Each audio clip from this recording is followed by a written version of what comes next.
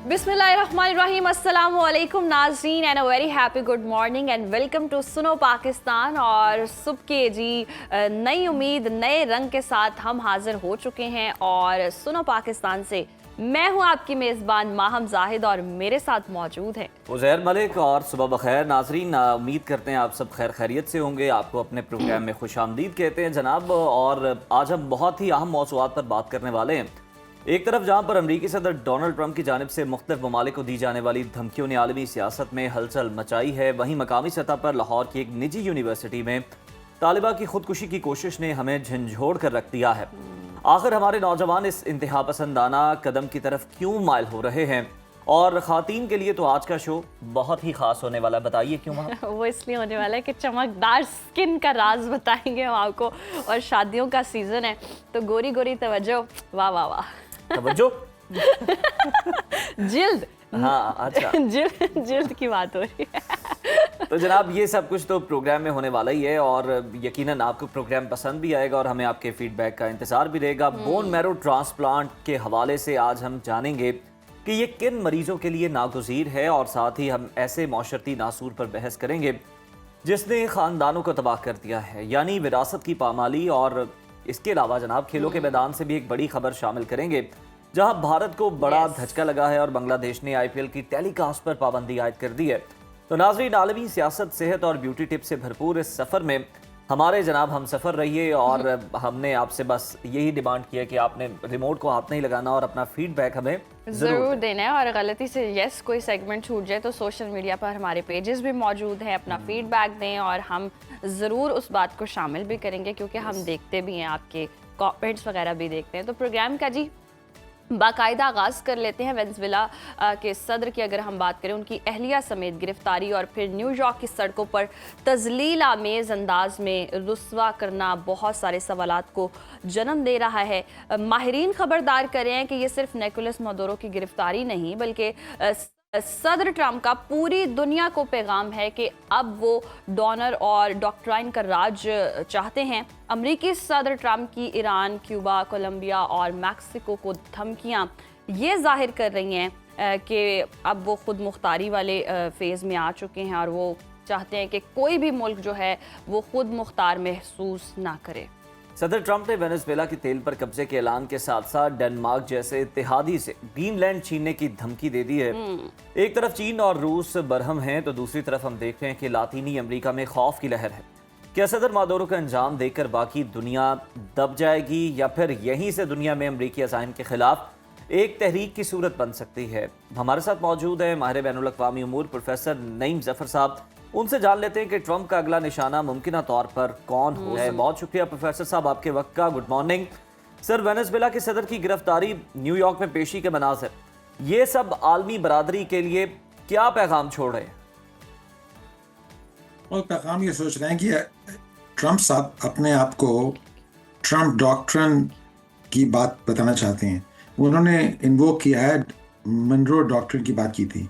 James Munro 5वां president था America का, तो उसने ये कहा था कि हमारी प्रोटेक्शन होनी चाहिए फ्रॉम सी टू शाइनिंग सी, ताकि और कोई हमें अटैक ना कर सके। तो वेनेजुएला के साथ इनको ये स्ट्रेटेजिक में 3 चीज़ें हैं इनके। एक तो है स्ट्रेटेजिक कंट्रोल होना चाहिए from southern part of the continent.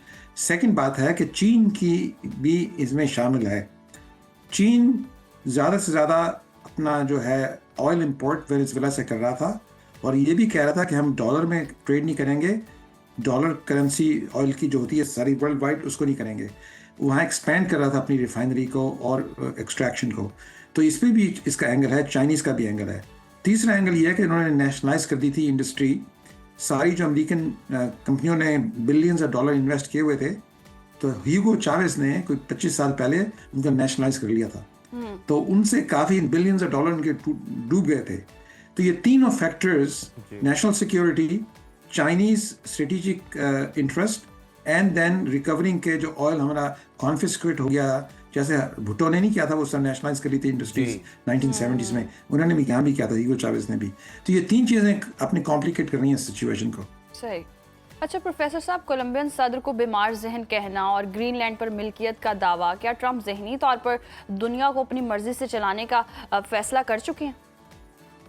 नहीं, वो धमकी तो इसने देते हैं। आई थिंक मेरे ख्याल में यहाँ तो इनका स्ट्रेटेजिक इंटरेस्ट था वेनेजुएला के साथ। डेनमार्क से लड़ाई करना बहुत ही डेंजरस बात है, क्योंकि सारी नेटो अपसाइड डाउन हो जाएगी, तो अमेरिका बहुत एलियनेट हो सकता है। आई थिंक उसके आखिर में they need control of some part of Greenland. अभी उनकी अमेरिकन बेस है ग्रीनलैंड में, क्योंकि देखें ना, रशिया से जो सारी सबमरीन्स आती हैं, ग्रीनलैंड में प्रेजेंस होना चाहिए उसको प्रोटेक्ट करने के लिए।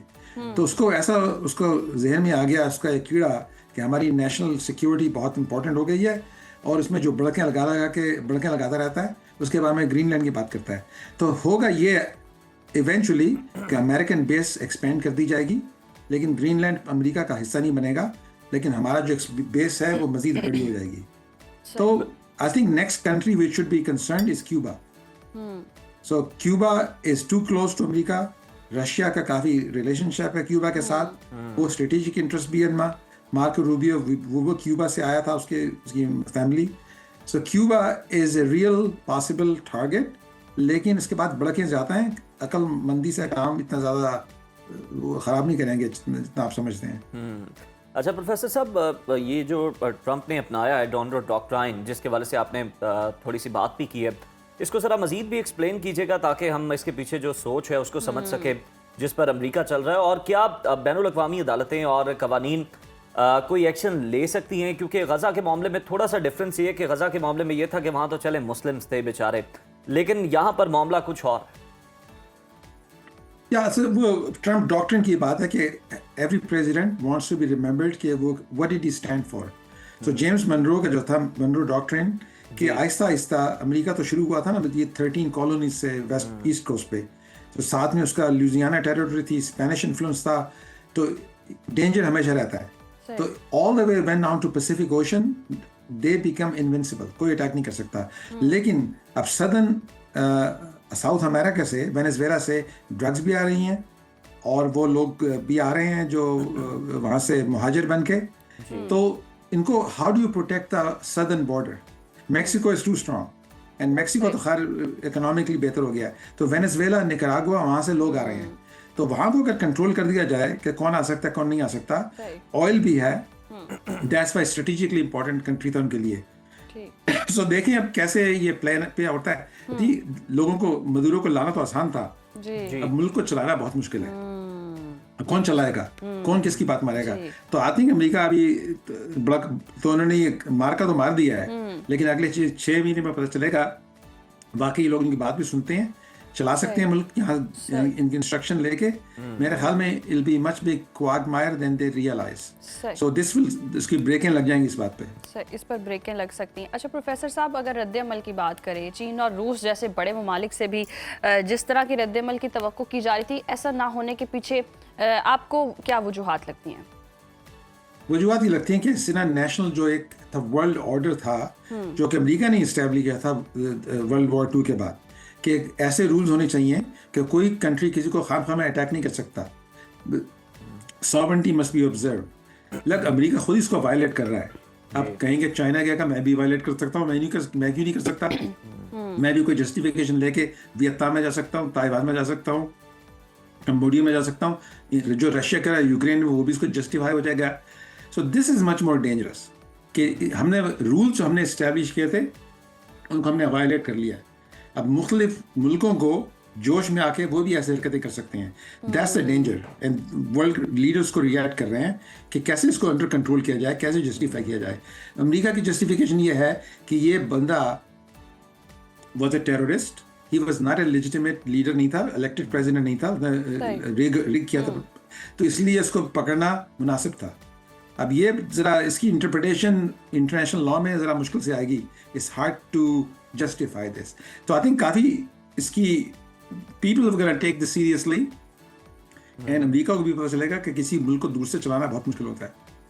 बिल्कुल सही प्रोफेसर साहब, कोलंबिया, क्यूबा, मैक्सिको और ईरान में रिजीम चेंज की कोशिशें आपको कामयाब होती दिखाई दे रही हैं, या आपको लगता है कि वहाँ पर भी कोई रिजीम चेंज की कोशिश हो सकती है? ईरान में भी एहतजाज हो रहा है और उस हवाले से डोनाल्ड ट्रंप साहब का जो बयान है वो भी मंजर आम पर आ चुका हुआ है, जिस तरह से उन्होंने वार्निंग दी थी, खबरदार किया था कि we are lock and load और हम कोई भी कार्रवाई कर सकते हैं।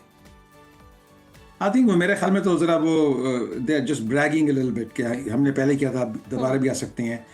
जब भी डोनाल्ड ट्रम्प इस तरह की बातें करता है, he is trying to distract people from something else. अच्छा, Cuba is different story. Cuba में I think intervention in Cuba is quite possible.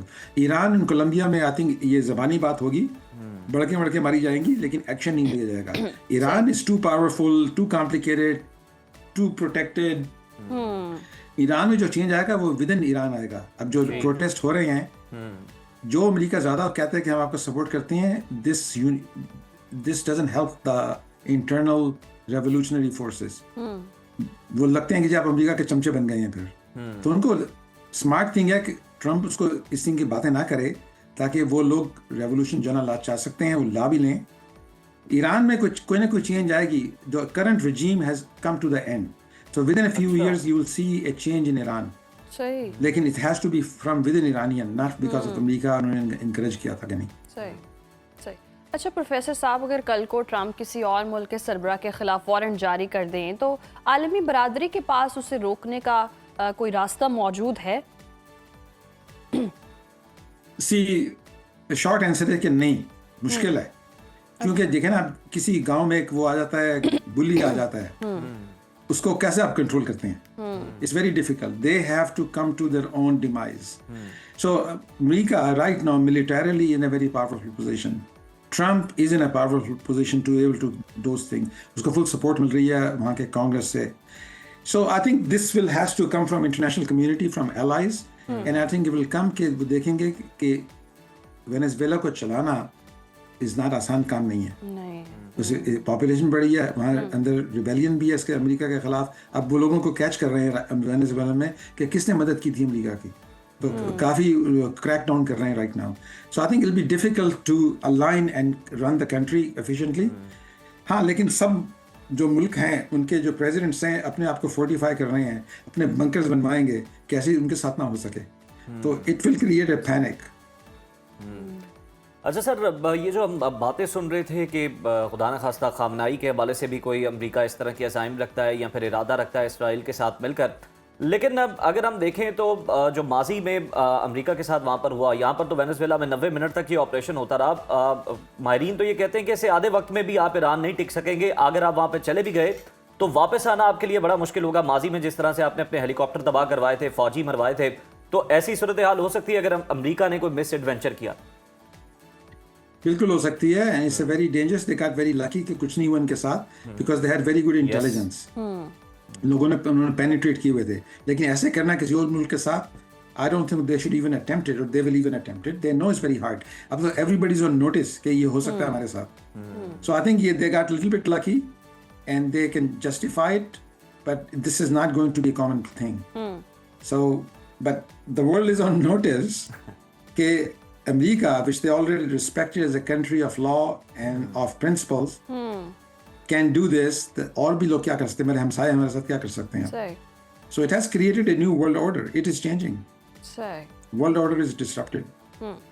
बहुत शुक्रिया प्रोफेसर साहब आपके वक्त का। और यकीनन अगर हम डोनाल्ड ट्रम्प की बात, हम हमेशा से कहते हैं कि वो बहुत ही अनप्रेडिक्टेबल हैं और धमकियाँ दे देते हैं, स्टेटमेंट्स दे देते हैं, उसके बाद उनको खुद आइडिया नहीं होता कि करना क्या है। तो अभी स्ट्रेटजी या पॉलिसी उस तरह से वाज़ेह नहीं है, बट येस उनके पास थोड़े से, अगर हम देखें सिचुएशन ये है कि हमें अलर्ट होना चाहिए, दीगर ममालिक को अलर्ट हो चुके हैं इस वाक़े के बाद, और वो बड़े गौर से ये तमाम तर मामलात को देख रहे हैं। और अब जो दूसरे ममालिक हैं, जैसे आप देख लें लातीनी अमरीका के, या फिर आप ग्रीनलैंड के हवाले से बात कर लें, डेनमार्क का हम इत्तेहादी है अमरीका का, तो वहाँ पर भी हमले की बातें हो रही हैं। उसको भी हासिल करने के हवाले से डोनाल्ड ट्रम्प बयानात दे चुके हैं। वहाँ पर बहुत सारी मादनियात मौजूद हैं और उसे माना गया है पूरी दुनिया में कि जनाब यहाँ पर बहुत सारे ज़खायर जो हैं वो मौजूद हैं, मिनरल्स मौजूद हैं।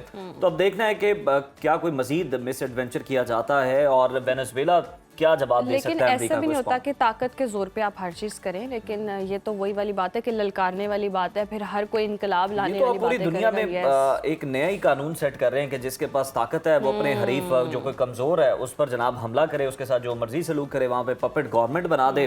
तो इस तरह से तो मामलात नहीं चल सकते, बल्कि पूरी जिस तरह प्रोफेसर साहब कह रहे थे कि वर्ल्ड ऑर्डर ही जो है वही तब्दील हो गया। यस, तो देखते हैं आने वाले दिनों में क्या होता है। खैर प्रोग्राम में आगे बढ़ते हैं जी।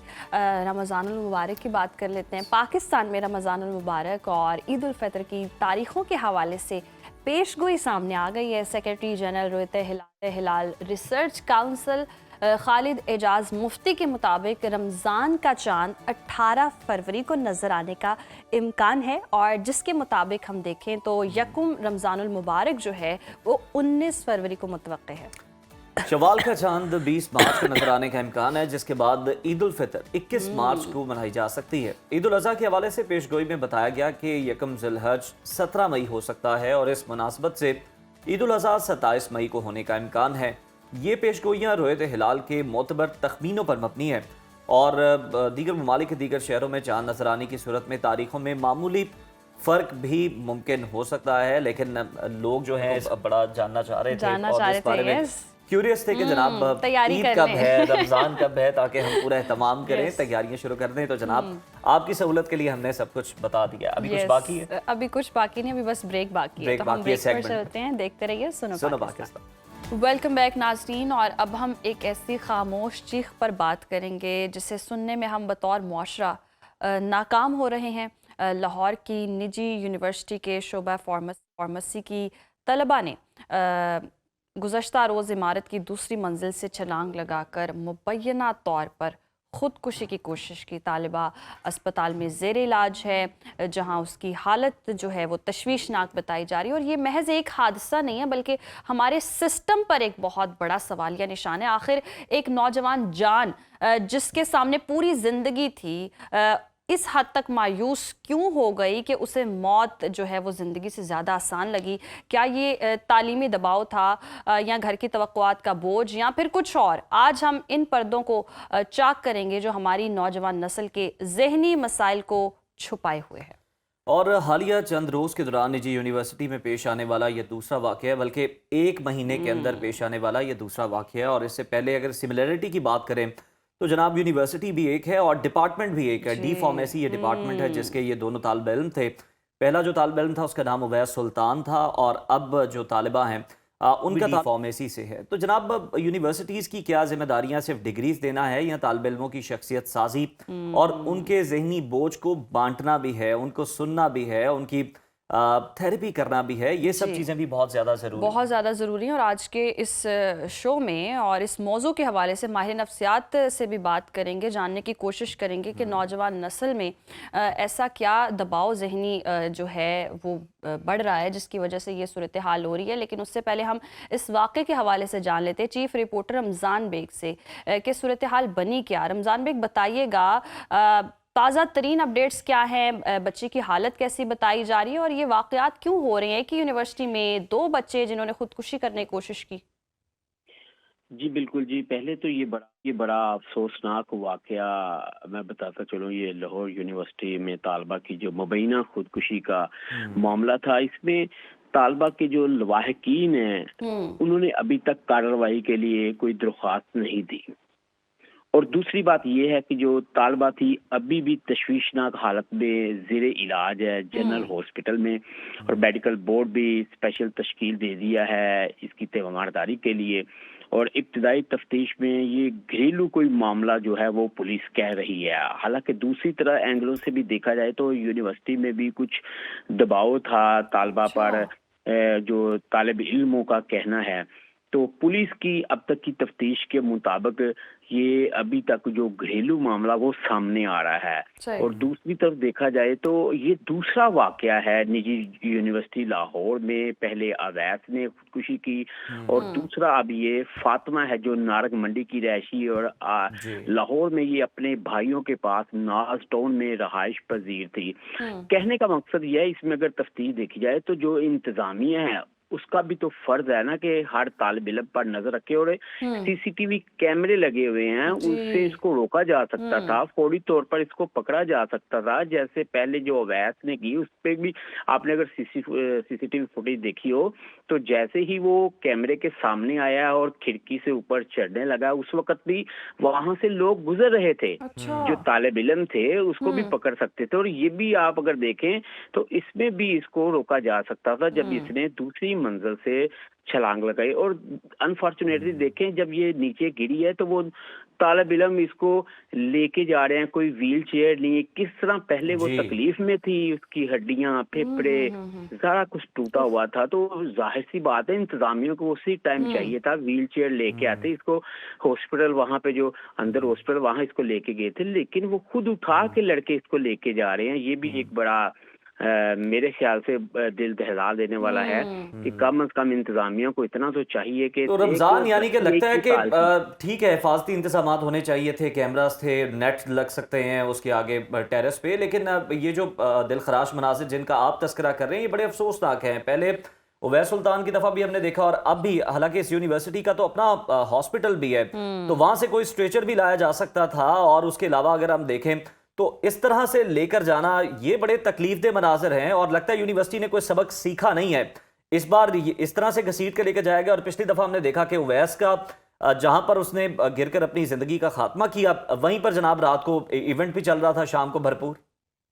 देखिए जी, पहली बात तो ये है कि एक लड़की जिसका जबड़ा टूटा, रीढ़ की हड्डी टूटी, टांगे भी बुरी तरह मुतासर हुई, वो कैसे चल के और किस तरह पकड़ के जा सकती है, ये देखे ना, दिलखराश वाकया। वहां पे स्ट्रेचर आ सकता था, व्हील चेयर आ सकती थी। और दूसरी बात कि इंतजामिया होश के नाखून ले कि लड़की के फेफड़े और गहरे जख्म आए हुए थे और उसको वेंटिलेटर पर वहां पर ले जाएगा। और वेंटिलेटर आपको पता है आखिर स्टेज है, अल्लाह पाक इसको जिंदगी दे। लेकिन नवाब टाउन पुलिस जब मौका पर पहुंची, उसने देखा वहां पे तो लड़की बेहोश पड़ी हुई थी।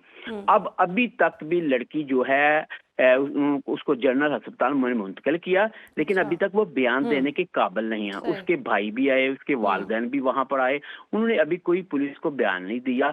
यही तो चल रमजान, रहा है आपने इनके कोई दीगर तालिब इल्म जो हो उनसे बातचीत की हो और इंतजामिया का कोई मौक़िफ़ सामने आया हो इस हवाले से कि क्या वजह रही या इंतजामिया पहुंच नहीं पाई, इस हवाले से भी कुछ आपने तफ्तीश की है? जी जी बिल्कुल जी, तालिब इल्मों से भी हमारी बात हुई तो उनका ये कहना था कि निजी यूनिवर्सिटी का जो रवैया, जो एटीट्यूड है, वो तालिब इल्मों से नहीं ठीक। पहले भी वैस का ये मामला हुआ। अब दूसरा ये भी कह रहे हैं कि उनकी जो 2 पेपर्स थे उनमें गैर हाजिरी थी और वो जी बैठने नहीं दे रहे थे, कोई मामला था। लेकिन पुलिस से हमारी बात हुई तो पुलिस ने कुछ और हमें बताया कि ये घरेलू भी कोई इसको टेंशन थी, क्योंकि जब तक अब लड़की खुद बयान नहीं देती, एक्चुअल बात नहीं बताती, तालिब इल्म तो ये कह रहे हैं कुछ रवैया यूनिवर्सिटी का हमेशा से तालिब इल्मों से ठीक नहीं हुआ, तभी ये मामला पेश आ रहे हैं कि पहले अवैस वाला, अब ये दूसरा। और एक देखें, निजी यूनिवर्सिटी में ये दूसरा मामला 1 महीने के अंदर हो जाए तो ये इंतजामिया की गफलत लापरवाही का मामला है, ये बात जहन में रखिएगा। और पुलिस, जब एसपी सदर जो हैं हुसैन ताहिर, उनसे हमारी बात हुई कि तालिब इल्म जो हैं यहाँ पे आके कुछ ऐसे रवैये की वजह से ही खुदकुशी रमजान, ये रवैया झलक भी रहा था, हमने रजिस्ट्रार की प्रेस कॉन्फ्रेंस सुनी, मतलब उन्हें अपोलोजेटिक होने की बजाय वो एग्रेसिव नजर आ रहे थे। ऐसा ही है, बिल्कुल ऐसा है। मैंने इसी टॉपिक पे जब एसपी सदर से बात की तो उन्होंने कहा कि मैं यहाँ पे हूँ, अगर इनकी गफलत लापरवाही साबित हुई तो मैं इंतजामिया के खिलाफ एफआईआर दर्ज करूंगा, मैं इसमें कोई इनसे रायत नहीं बरतूंगा और मैं इनके खिलाफ कार्रवाई करूंगा, क्योंकि ये दूसरा वाकया है। कार्रवाई होनी भी चाहिए। रमजान, बहुत शुक्रिया, आपने तफसीलन इस वाक़े के हवाले से बताया। इसी पर बात करने के लिए माहिर नफ्सियात भी हमारे साथ मौजूद है, उनसे भी जान लेते हैं कि बच्चों पर क्या जहनी दबाव होता है, क्या ऐसी सिचुएशन होती है जिसपे बच्चा जो है आखिरी लम्हे में आके ये सोच लेता है कि अपनी जान की कुर्बानी दे दे। तो हमारे साथ मौजूद हैं वजीहा जफर साहिबा। बहुत शुक्रिया वजीहा आपके वक्त का। सबसे पहले तो ये बताइएगा कि वो कौन सा आखिरी जुमला या इशारा होता है जो खुदकुशी करने वाला शख्स ये बता रहा होता है कि कुछ उसको समझ नहीं आ रही होती और वो अपनी जान की कुर्बानी दे देता है? अच्छा, इसमें 2 चीज़ें। एक तो आपने कभी भी जो खुदकुशी करने वाला डिप्रेशन का इंसान है ना, उसके चेहरे पे नहीं जाना। वो बड़े नॉर्मल एक्ट कर रहे होते हैं और जो आपने जुमले की बात की, ये अपने हिंट्स दे रहे होते हैं कि मेरा दिल करता है मैं मर जाऊँ, ज़िंदगी ऐसे, मायूसी की बातें वो कर रहे होते हैं और उनके मोस्टली जुमले मायूसी पे जा रहे होते हैं। चेहरा उनका बिल्कुल नॉर्मल, वो एक्ट कर रहे हैं, बिहेवियर्स वैसे ही हैं, एक्सप्रेशंस वैसे ही हैं, बट उनकी जो कम्युनिकेशन है वो बहुत होपलेस हो रही होती है और बहुत कंप्लेंट्स कर रहे होते हैं, स्पेसिफिकली या घर के बारे में या फिर तालीम से रिलेटेड। ये 2 एरियाज जो है इनके बहुत अफेक्ट हुए हुए होते हैं। इसके अलावा एक और चीज मैं ऐड करना चाहूंगी कि हमारे यहाँ मेंटल हेल्थ के ऊपर ना कोई वर्कशॉप्स प्रॉपर होती हैं, इंतजामिया की True. बात हमने की, वो भी प्रॉपर सेटअप नहीं होता। और एक और चीज जो जिसकी बहुत कमी है, जो लैक करी है, कि बच्चों के ऊपर जो मेंटल हेल्थ का से रिलेटेड मेंटल प्रेशर्स हैं वो बहुत ज्यादा है। हम भी स्टूडेंट्स रहे हैं, मैं भी स्टूडेंट रही हूँ, मुझे भी याद है कि कितना प्रेशर होता था। उससे भी ज्यादा बड़ा इंसल्टिंग बिहेवियर होता था यस। ओवरऑल जो टीचर्स हैं या उनके स्टूडेंट्स के साथ जो ऐसे है। बिहेवियर है, बच्चों को वो उस तरह की सपोर्ट नहीं दी जाती थी। हाँ, वो बच्चे जो आपको लगता है पीछे जा रहे हैं, नहीं उस तरह पढ़ पा रहे, ये जरूरी नहीं है कि वो उनकी लापरवाही हो या वो इररिस्पॉन्सिबल हो। ये भी हो सकता है कि उनके घर के हालात ऐसे हों, वो डिप्रेशन में हो, एंजाइटी हो उनको, इस वजह से ना वो कर पा रहे हो। तो ये चीजें जी। इतनी लैक करती हैं कि वो पुराने जमाने के जो जो टेक्निक्स है वही चल रही होती है कि अगर बच्चा नहीं पढ़ पा रहा या वो फेल हो रहा है तो उसको डांटो, उसकी सेल्फ स्टीम और लो करो। अब तो ये है कि अब तो क्योंकि सोशल मीडिया का दौर है, आसान तरीके सब देखते हैं, तो उसमें मोस्टली सुसाइड इसलिए भी कॉमन हो गई है क्योंकि ये चीजें ये तरीके सॉल्यूशंस बेहतर समझे जा रहे हैं। बहुत सारे ऐसे मूवीज देखें, ड्रामास देखें, तो उसमें यही दिखाया जाता है कि सुसाइड कर दी गई। अभी कुछ दिन पहले भी मैं एक ड्रामा मैंने देखा था, एक ऑन एयर आया, पर उसमें ये दिखाया जा रहा है। तो बहुत सारी चीजें हमारे सोशल मीडिया पे भी बहुत ओपनली दिखाई जा रही हैं, जिससे सेंसिटिविटी बहुत कम हो रही है। कम लाइक हो फॉर रही है। एग्जांपल, नॉर्मल हेल्दी माइंड जो है सुसाइड के बारे में सोचने से पहले वो उस पेन को भी फील करेंगे। लेकिन जब जी। इंसान इतना होपलेस हो जाता है और उसने यही आइडियाज उसने देखे हुए होते हैं, सोचे हुए होते हैं, तो वो इन्हीं को प्रेफर करता है। तो मैं जरूर ये पैगाम दूंगी कि जो हमारे इंस्टीट्यूट्स हैं वो पैसे और सिर्फ पढ़ाई के अलावा बच्चों की मेंटल हेल्थ पे भी काम करें। मेंटल हेल्थ पे जहाँ भी बच्चों काम से इतना चार्ज कर लेते हैं, वहां बेशक मेंटल हेल्थ से रिलेटेड भी आप फैसिलिटीज की चार्ज कर लें, लेकिन उनको उसकी सहूलत तो दें। खुदारा जो सहूलतें मौजूद हैं उनको भी फैसिलिटेट करें। जैसे अभी बात कर रहे थे कि स्ट्रेचर नहीं दिया गया, तो ना फिजिकल आप फैसिलिटीज दे रहे हैं, बीमार हो जाए तो पैनाडोल या 2-3 गोलियों के अलावा इनके पास मौजूद नहीं होती हैं, कोई प्रॉपर ट्रीटमेंट नहीं होता है, रूम में डॉक्टर अवेलेबल ही नहीं होता है। ये भी चीज देखी गई है कि 10-15 मिनट बाद आएंगे। तो ये पैटर्न्स जो है ना, ये बहुत पुराने आ रहे हैं। आप जो जो ये जनरेशन है, इनको इंस्टेंट पॉलिसीज जो है ना उनके लिए जी। बनानी चाहिए कि उनको इंस्टेंट हेल्प कैसे देनी है, वरना तो इट्स टू लेट।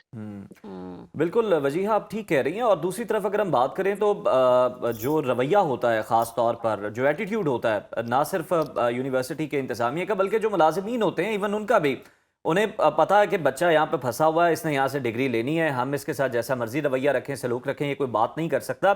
क्योंकि आप अगर देखा जाए उसके मुतजाद अगर हम देखें तो वो बच्चा अच्छा खासा वो यंग बच्चा है, आपको उसके साथ दोस्ताना रवैया रखना चाहिए, ना कि आप उसे अपनी रियाया की तरह बादशाह बन के ट्रीट करें। बिल्कुल ऐसा ही है, और आपने बिल्कुल सही बात की। इवन के बच्चे अगर फीस भी देने जाते हैं, क्योंकि मेरे जी। पास तो हर तरह के केस आते हैं, यस, लाइनें तो लगवा इस देंगे। तरह के एटीट्यूड्स होते हैं, इस तरह के एटीट्यूड्स होते हैं कि जैसे वो गुलाम है। आपने बिल्कुल राइट वर्ड यूज किया। और हर तरह का यूनिवर्सिटी के अंदर हर एक अलग एटीट्यूड है, जो भी जिस ड्यूटी पे है। और ये कह दिया जाता है कि हमारे पास सुबह से बहुत ज्यादा बच्चे हैं, तो फिर आपको वेल ट्रेन्ड होना चाहिए कि आपको ज्यादा बच्चों को कैसे हैंडल करना है। और आप जिस जॉब पे हैं, आपको एक्सपेक्ट करना चाहिए कि इस जॉब का ये प्रेशर है, अगर आप नहीं ले सकते तो फिर आपको वो जॉब नहीं करनी चाहिए। इवन मैं यहाँ मेंशन करना वेल चाहूंगी कि सेड। मैंने टीचर्स के बिहेवियर्स देखे हैं, उनकी अपनी मेंटल हेल्थ नहीं ठीक होती। वो जी। सारा जो घर का सारी प्रेशर होता है फ्रस्ट्रेशन। या उनकी लाइफ की फ्रस्ट्रेशंस होती हैं, ये तो हम शुरू से हम भी कहते थे जी। बचपन में, लेकिन मैंने ही बड़ा घर से क्लीन लड़के ऑब्जर्व आया किया एज अ टीचर, क्लिनिकल ऐसे ही है। साइकोलॉजिस्ट। इसके बच्चे सुसाइडल होना तो ये लास्ट स्टेप है ना, बच्चों की सेल्फ स्टीम लो हो जाती है, बच्चे जिंदगी में बहुत बड़े अहम फैसले नहीं कर पाते अपने करियर से रिलेटेड, क्योंकि उनका वो ट्रॉमा बन जाता है। और सही। या फिर वही बच्चे जब आगे जाते हैं तो उनके अंदर भी वो एहसास कम हो जाता है, क्योंकि उन्होंने जो चीज सफर की होती है उनके लिए वो नॉर्मल हो चुकी होती है, वो जी। ट्रॉमा, क्योंकि वो ट्रीट नहीं करते। तो जहाँ जिस इंस्टीट्यूट ने अच्छे इंसान को अच्छा शायरी बनाना है, उसको एक अच्छा प्रोफेशनल बनाना है, जिंदगी में आगे जाने के लिए तरीके मौके उसको देने हैं, वही अगर बिगाड़ के बिल्कुल भेज दुरुस्त रही है तो फरमाया हमारी आपने वजीहा। सोसाइटी और का कुछ निजाम क्या? सिचुएशंस में तो ऐसे भी होता है कि फेवरेटिज्म बहुत ज़्यादा हो रही होती है। कुछ टीचर्स के कुछ स्टूडेंट्स जो हैं वो इतने मोस्ट फेवरेट हो जाते हैं कि वो एक ग्रुपिंग की सूरत में, एक लॉबी की सूरत में भी क्लासेस में हमने बिहेवियर देखा है, जिसकी वजह से कुछ बच्चे जो हैं वो स्ट्रगल भी कर रहे होते हैं, मेहनत भी कर रहे होते हैं, पढ़ भी रहे होते हैं, डेडलाइंस जो हैं वो भी मीट कर रहे होते हैं, लेकिन उसके बावजूद भी उनको वो शायद अटेंशन भी नहीं मिलती उतनी, वो उनको पजीराई भी नहीं मिलती, जिसकी वजह से परेशान होते हैं। दूसरी तरफ वालिदैन की जिम्मेदारी कितनी है, वालिदैन को कितना समझने की ज़रूरत है कि बच्चा किस ज़हनी कर्ब से गुजर रहा है, और वो क्या क्या अलामात होती हैं कि वालिदैन डिडक्ट कर सकें कि बच्चा इस वक्त परेशान है खासा। अच्छा, पहला क्वेश्चन आपने कहा वालिदैन की क्या जिम्मेदारी होती है, तो मैं जी। ये भी ऐड करना चाहूंगी, जो मेरी एक एज अ प्रोफेशनल ऑब्जर्वेशन है कि वालिदैन समझते हैं कि बच्चा प्रेशर में, हम कह दें बेटा प्रेशर ना लो, बस दैट्स इट।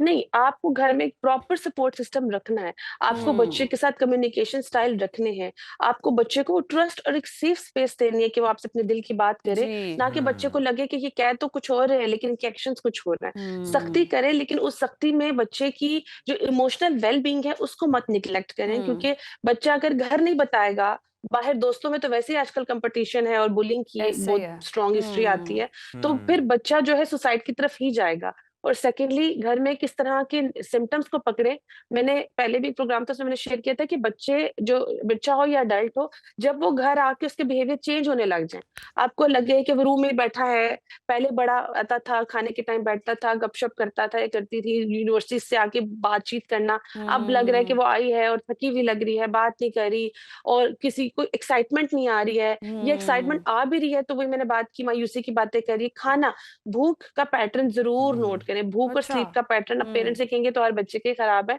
लेकिन मैं जी। बता रही हूँ इनमें चेंज आए। चेंज। यूजुअली ये चीजें चेंज, वो इसमें पेरेंट्स को पता चल ही बिहेवियर्स में जाता है चेंज चेंज। आते हैं, जिसको करना बहुत जरूरी है। यस, और लाजमी आता है यूजुअली जब ये जो सुसाइड के केसेस हैं, इनके पेरेंट्स से भी जब हमने बात की है तो उन्होंने यही कहा है कि ये साइंस हमारे सामने थे, हमने पिक नहीं किए, हम देखा ही नहीं कि ये हमारे साथ अब बात नहीं करे, घर में एक्साइटमेंट नहीं आ रही। मतलब बंदा 24 घंटे तो नहीं स्क्रीन पे होता, राइट, फोन पे होता, जी। वो जो जो टाइम है वो भी नहीं दे पा रहे। और बहुत नेगेटिव, और एक और चीज जो बहुत ज्यादा इंपॉर्टेंट है कि ये क्लाइंट यूजुअली रिपोर्ट करते हैं कि हमने ये चीज सुनी है, जो पेरेंट्स हैं कि अब मुझे मजा नहीं आ रहा, लाइफ में कुछ करने को दिल नहीं कर रहा। तो मतलब जो एक्साइटमेंट का पार्ट है या जिन चीजों में मजा आता था, वो खत्म होना शुरू हो जाती है चीज। अगर किसी बच्चे को बुक रीडिंग पसंद है, वो किताब पढ़ना छोड़ देगा, छोड़ मूवीज देगा। देखना पसंद है, वो मूवीज देखना छोड़ देगा। मतलब वो बहुत सारी ऐसी चीजें, फैक्टर्स बिल्कुल, ये काउंट बहुत हम सारी करते हैं कि उन चीजों में इंडिकेशंस हैं इंटरेस्ट जिन्हें लूज कर रीड देता है। करने की ज़रूरत है टीचर्स को भी और ख़ास तौर पर पेरेंट्स को। और वजिया, जिस तरह से अभी हम बात कर रहे हैं कि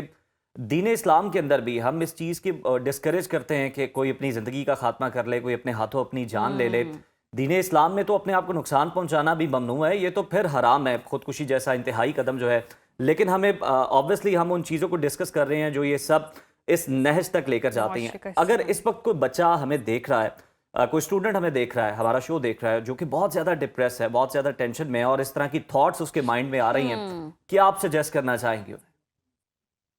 उसे सजेस्ट करूंगी कि अपनी जिंदगी में बहुत सारी चीजें मायूसी की अगर चल भी रही हैं, आप कोई एक ऐसी चीज जो आपको जिंदगी की तरफ होप देती है या आपको खुश करती है, थोड़ा सा भी खुश करती है, उस पर फोकस करना शुरू कर दें। ये बहुत इंपॉर्टेंट है कि जब हम सिर्फ नाउमीदी पे फोकस करते हैं तो फिर सिर्फ अंधेरा ही नजर आता है। अंधेरे में जब इतनी सी भी रोशनी को आप देखते हैं ना, तो आपको एक सहारा मिलता है। और दूसरी चीज मैं ऐड करूंगी कि खुदारा ऐसे लोगों के साथ जुड़े जो आपके दिल की बात समझते हैं, जो आपको, जिससे आप ओपनली बात कर सकते हैं। ऐसे लोगों से अपनी दिल की बातें मत करें जो आपको गलत एडवाइस देते हैं, जो आपको डिग्रेड करते हैं, और ऐसे लोगों से किनारा कशी कर ले जब तक आपकी मेंटल हेल्थ बेहतर नहीं होती है। सही।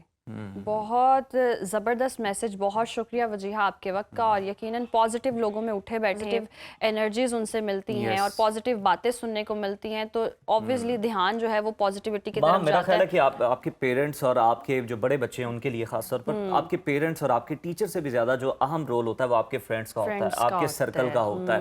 क्योंकि रिस्क की अगर आप बात करें, खुशकिस्मती की बात करें, तो वो खाली मालो दौलत नहीं है, बल्कि अच्छी कंपनी भी है, अच्छे company दोस्त भी भी, हैं, yes. चाहे वो 2-3 ही क्यों ना हो आपकी जिंदगी में, तो इतने भी काफी हैं जो कि आपको इस तरह की नेगेटिविटी की तरफ जाने नहीं देते और आपको हमेशा सही मशवरा देते हैं, सही रास्ते पर लेकर आते हैं। और अब हम उम्मीद करते हैं कि जनाब जो पुलिस हुकाम है वो भी इस मामले की दुरुस्त तहकीकात करेंगे और जो भी जिम्मेदार हैं उनको करार वाकई सजा मिल सके। ब्रेक शामिल करते हैं प्रोग्राम में, देखते रहिए सुनो पाकिस्तान। एक बार फिर से प्रोग्राम में आपको खुश आमदीद कहते हैं और कुछ बात कर लेते हैं सेहत के हवाले से। नासरीन, कुछ तिब्बी इस्लाहात ऐसी होती हैं जो सुनकर दिल में खौफ उतर जाता है और बोन मैरो ट्रांसप्लांट भी उन्हीं में से एक नाम है। लेकिन जदीद मेडिकल साइंस ने इस खौफ को आज उम्मीद, इलाज और नई ज़िंदगी में बदल दिया, खुसूसन उन बच्चों के लिए जो खून की पेचीदा और जानलेवा बीमारियों का सामना कर रहे होते हैं। तो आज के इस खुसूसी सेगमेंट में हम बात करेंगे बच्चों और बड़ों में बोन मैरो ट्रांसप्लांट की ज़रूरत, इसके मराहिल और इससे जुड़े खदशात और पाकिस्तान में अवेलेबल आलमी मयार की सहूलियात पर।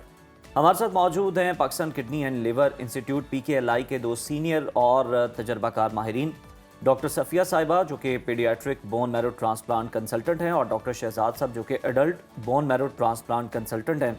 आप दोनों मेहमानों को खुशामदीद कहते हैं प्रोग्राम में। डॉक्टर सफ़िया, सबसे पहले हम आपसे आगाज़ कर लेते हैं। हमें बताइएगा नाजरीन की रहनुमाई के लिए कि बोन मैरो ट्रांसप्लांट दरअसल होता क्या है, ज़रा उन्हें समझाइएगा आम लफ्ज़ों में, और बच्चों में कब किस स्टेज पर जाके इसकी ज़रूरत पेश आती है?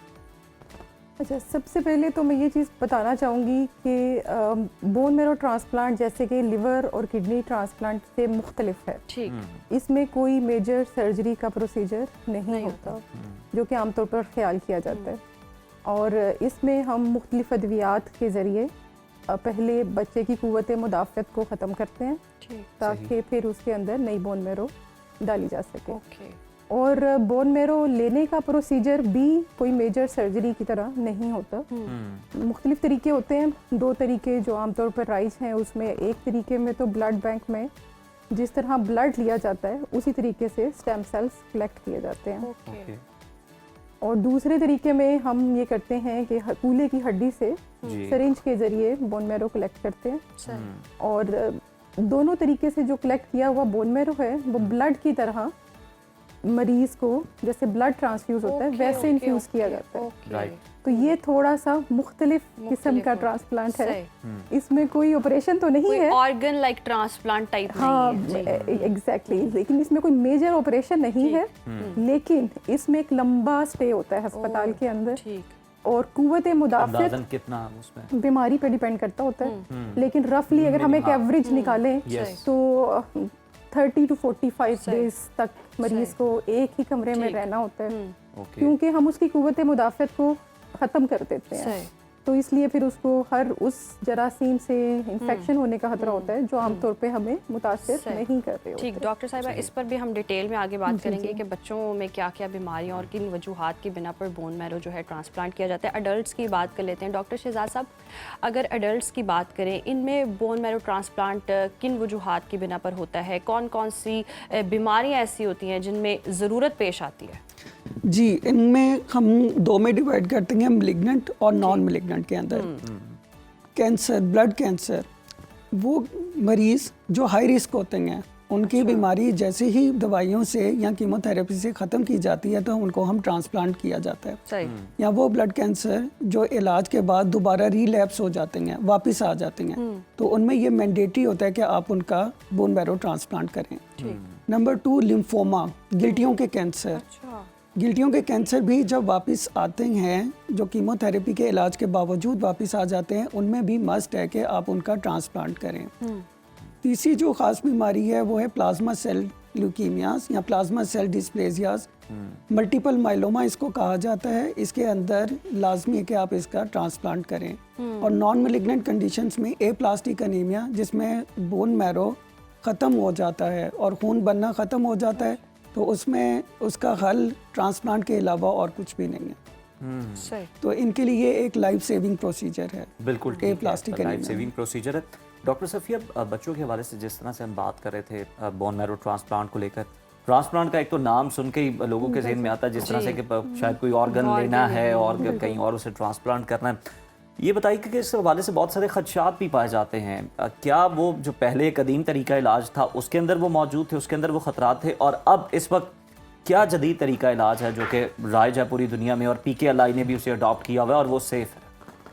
देखिए, जैसे कि हमने पहले भी बात की कि जो बोन मैरो ट्रांसप्लांट है इसमें कोई मेजर सर्जरी या उस तरह के खतरे तो नहीं होते, लेकिन कुव्वत मुदाफ़त कम होने की वजह से इन्फेक्शन का खतरा होता है। तो उसमें हम डिफरेंट मुख्तलिफ तरीके के ज़रिए इन्फेक्शन को कम करते हैं। एक तो आइसोलेशन, जिसमें एक अटेंडेंट ही रहता है मरीज़ के साथ, और उसके भी कुछ टेस्ट हम करा लेते हैं कि उसमें इन्फेक्शन ना हो, और बाहर से खाना नहीं आ सकता।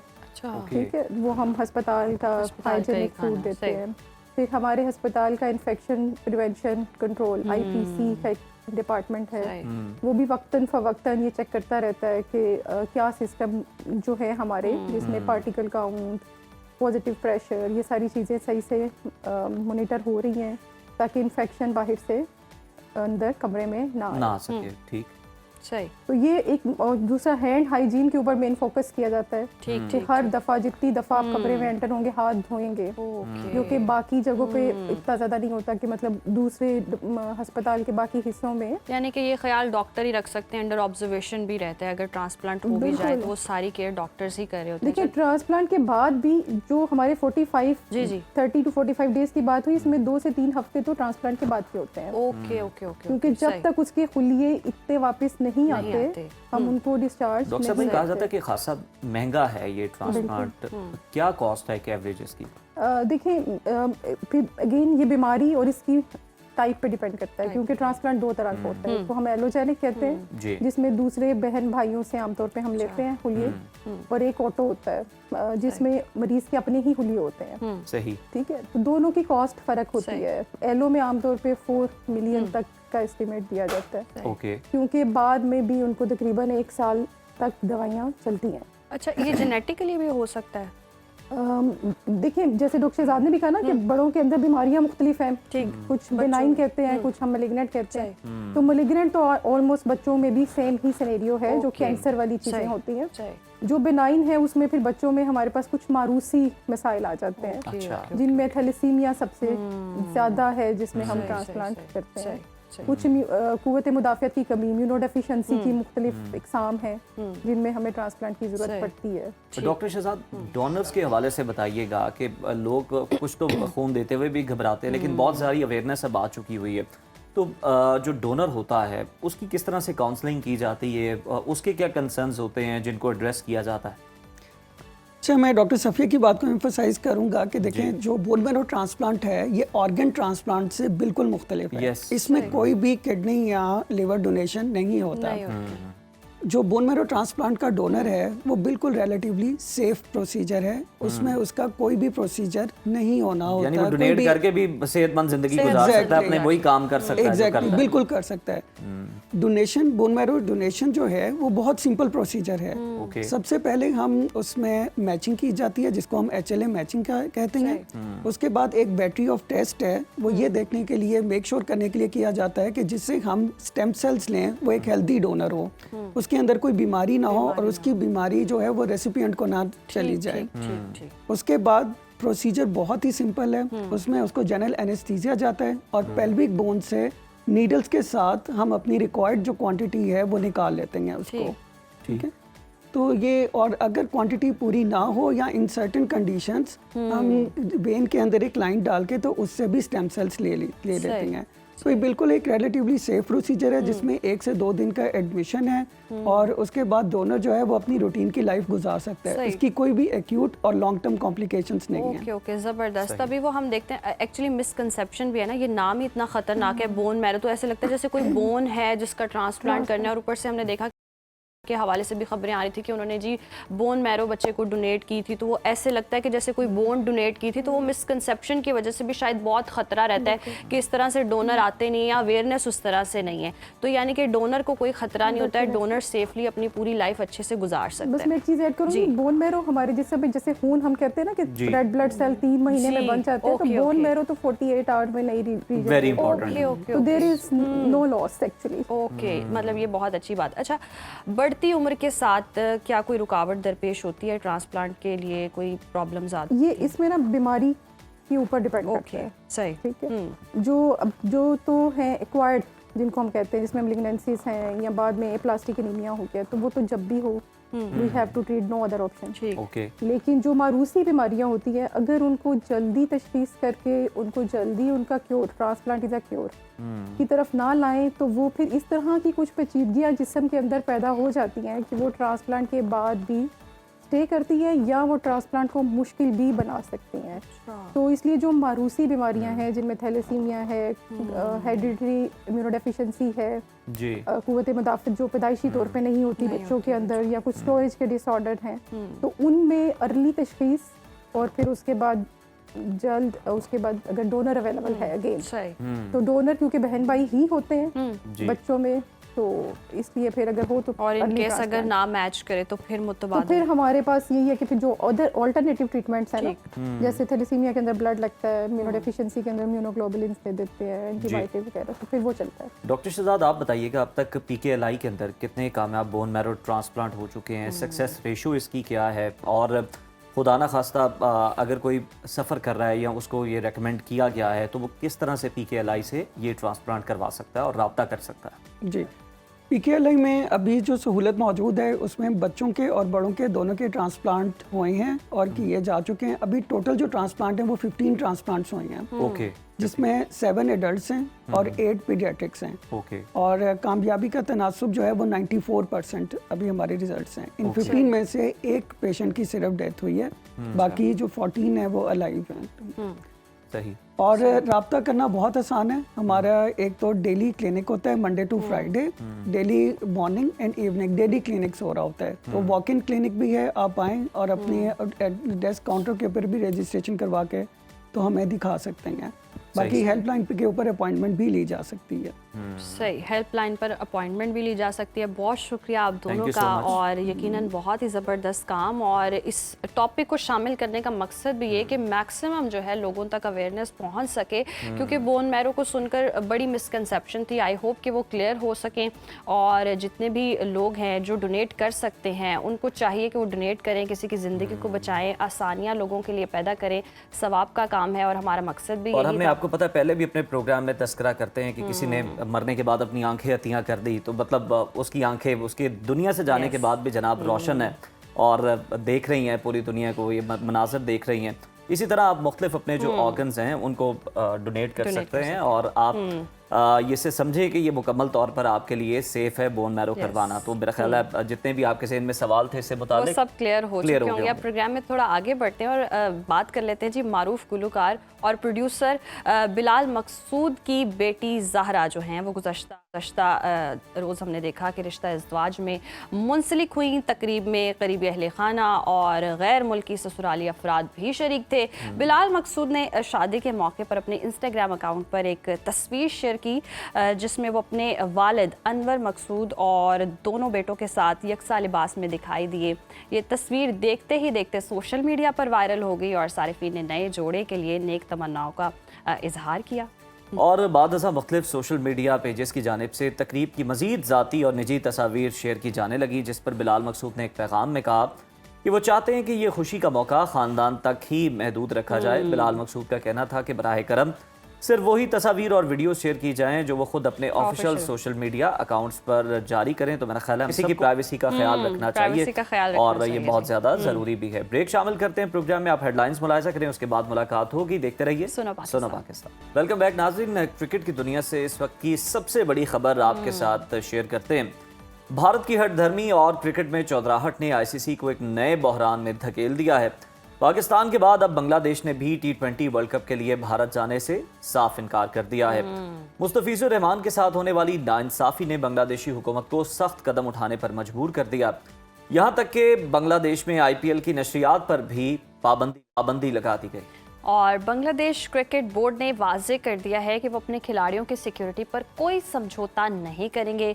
मुशीर खेल आसिफ नजरल के गुलामी के दिन जो हैं वो पूरे होने वाले बयान ने भारतीय बोर्ड की नींदें उड़ा दी। क्या भारत को अपनी मनमानियों का जवाब मिल रहा है? पाकिस्तान और बांग्लादेश का श्रीलंका में खेलने का मुतालबा ICC के लिए एक हम देख रहे हैं कि लॉजिस्टिक ड्राउना ख्वाब बन चुका है। हमारे साथ इसी मौजू पर बात करने के लिए मौजूद हैं सीनियर स्पोर्ट्स याहिया हुसैनी। उनसे जानेंगे कि क्या भारत की क्रिकेट डिप्लोमेसी की नाकामी जो है वो सामने आ चुकी है। तो याहिया हुसैनी सर, बहुत शुक्रिया आपके वक्त का। Good morning sir. Mustafizur Rahman को IPL से निकालना भारत को इतना महंगा पड़ेगा कि आप BCCI ने इस रिएक्शन का अंदाजा लगाया था या मिस कैलकुलेशन हो गई उनसे कोई? देखिए, ये भारतीय क्रिकेट बोर्ड का मसला नहीं है, ये भारतीय क्रिकेट बोर्ड की नाकामी नहीं है। बुनियादी तौर पर ये भारतीय हुकूमत की हठधर्मी और भारतीय हुकूमत की एक तरफ बैनुल अक़वामी खेलों की मेज़बानी लेने की ख्वाहिश और दूसरी तरफ उनका डबल स्टैंडर्ड जो है वो खुलकर सामने आ रहा है। और खमियाजा जो है वो आलमी सतह पर खेलों के जो मामलात हैं वो मुतासर होने की शक्ल में सामने आ रहा है। भारत मुस्तकबिल में ओलंपिक को होस्ट करना चाहता है, लेकिन अगर ये रवैया भारत का रहा कि पाकिस्तान वहां जाकर खेलना नहीं चाहता, बांग्लादेश के खिलाड़ियों को वो अपनी सरजमीन पर खेलता हुआ देखना नहीं चाहते, तो वो कैसे चीजों को आगे लेकर चलेंगे। लेकिन अभी इस तमाम मामले में बहुत कुछ होना बाकी है।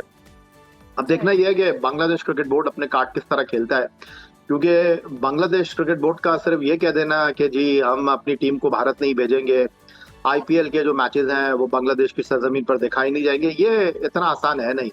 ये अपने तौर पर तो उन्होंने कर लिया, लेकिन इंटरनेशनल क्रिकेट काउंसिल को घुटनों पर लाना, जिस तरह पाकिस्तान क्रिकेट बोर्ड ने इस साल चैंपियंस ट्रॉफी के दौरान किया, और उसके बाद इंटरनेशनल क्रिकेट काउंसिल को जो फ्यूजन मॉडल था उसको अंडरस्टैंड करना पड़ा। भारत नहीं आएगा तो पाकिस्तान भी भारत जाकर नहीं खेलेगा। 3 साल का ये माहिदा हुआ है, तो बांग्लादेश क्रिकेट बोर्ड को भी और बांग्लादेश की हुकूमत को खास तौर पर अब सारे मामलात को जो है वो हैंडल करना होगा और टैकल करना होगा। अच्छा याहिया साहब, क्या पाकिस्तान और बांग्लादेश का ये मुत्तहिदा महाज आईसीसी को घुटने टेकने पर मजबूर कर सकता है? देखिए माम, बात दरअसल ये है कि बहुत मुश्किल भी है और बहुत आसान भी है। सही। और जो रवैया इस वक्त भारत की हुकूमत का है और भारत में जो इंतहा पसंद सोच है, जिसकी वजह से कोलकाता नाइट राइडर में मुस्तफिजुर रहमान 9 करोड़ में बिकने के बाद अब नहीं खेल रहे, उनका नाम वापस लिया गया और भारतीय क्रिकेट बोर्ड जो है उसको घुटने टेकने पड़े। अब सिंपल स्टांस बांग्लादेश की हुकूमत का ये होना चाहिए कि जी बांग्लादेश का खिलाड़ी अगर आईपीएल में नहीं खेल सकता और फ्रेंचाइज को उसका नाम विड्रॉ करना पड़ रहा है वहां की इंतहा पसंद सोच के साथ, तो ऐसे में इंटरनेशनल क्रिकेट काउंसिल जो है वो बांग्लादेश की टीम की सिक्योरिटी की जमानत दे। इंटरनेशनल क्रिकेट काउंसिल तो बांग्लादेश को सिक्योरिटी की जमानत नहीं देगा। बांग्लादेश को भारत में सिक्योरिटी की जमानत भारतीय हुकूमत देगी। तो अगर भारतीय हुकूमत बांग्लादेश की टीम को भारत में खेलने की सिक्योरिटी जमानत दे रही है, तो फिर बांग्लादेश के बाकी खिलाड़ियों को भी मिलना चाहिए और बांग्लादेश के क्रिकेट बोर्ड को आ जाना चाहिए, इस बात पर डट जाना चाहिए कि जी अगर हमारा एक सिंगल प्लेयर भारत की सरजमीन पर खेलने का रवादार नहीं है, तो ऐसे में हम अपनी टीम को किस बुनियाद पर जो है वो भारत में किस किस सहारे भेजेंगे। ये वो ग्राउंड है जिस पर बांग्लादेश हुकूमत को स्टांस लेना चाहिए। बाकी सारी बातें फालतू हैं, क्योंकि इंटरनेशनल क्रिकेट काउंसिल के साथ ये सारे क्रिकेट बोर्ड जो है वो एक मेमोरेंडम ऑफ अंडरस्टैंडिंग पर साइन करते हैं। इस तरह बांग्लादेश का क्रिकेट बोर्ड जो है अपने आप को दूध में से मक्खी की तरह नहीं निकाल सकता, उनके ऊपर पाबंदियां लग सकती है। तो सिंपल इज दैट, जो तरीकाकार है जिस तरह इस साल पिछले साल चैंपियंस ट्रॉफी के दौरान हुआ था, हुकूमत पाकिस्तान क्रिकेट बोर्ड के पीछे खड़ी थी। उन्होंने कहा कि जनाब अगर भारत की टीम पाकिस्तान नहीं आ रही तो फिर हम किस बुनियाद पर भारत अपनी टीम को भेजेंगे, और दूध का दूध और पानी का पानी सामने आ गया। ये सब उस बयान की बात कर लेते हैं जो बांग्लादेश से है और भारत में बड़ी तकलीफ महसूस की गई इस बयान पर। बांग्लादेश में खेल और नौजवानों के उमूर के अबूरी मशीर आसिफ नजरल ने जो कहा कि गुलामी के दिन खत्म, क्या ये जुमला एशियन क्रिकेट में भारत की बादशाहत के खात्मे का ऐलान?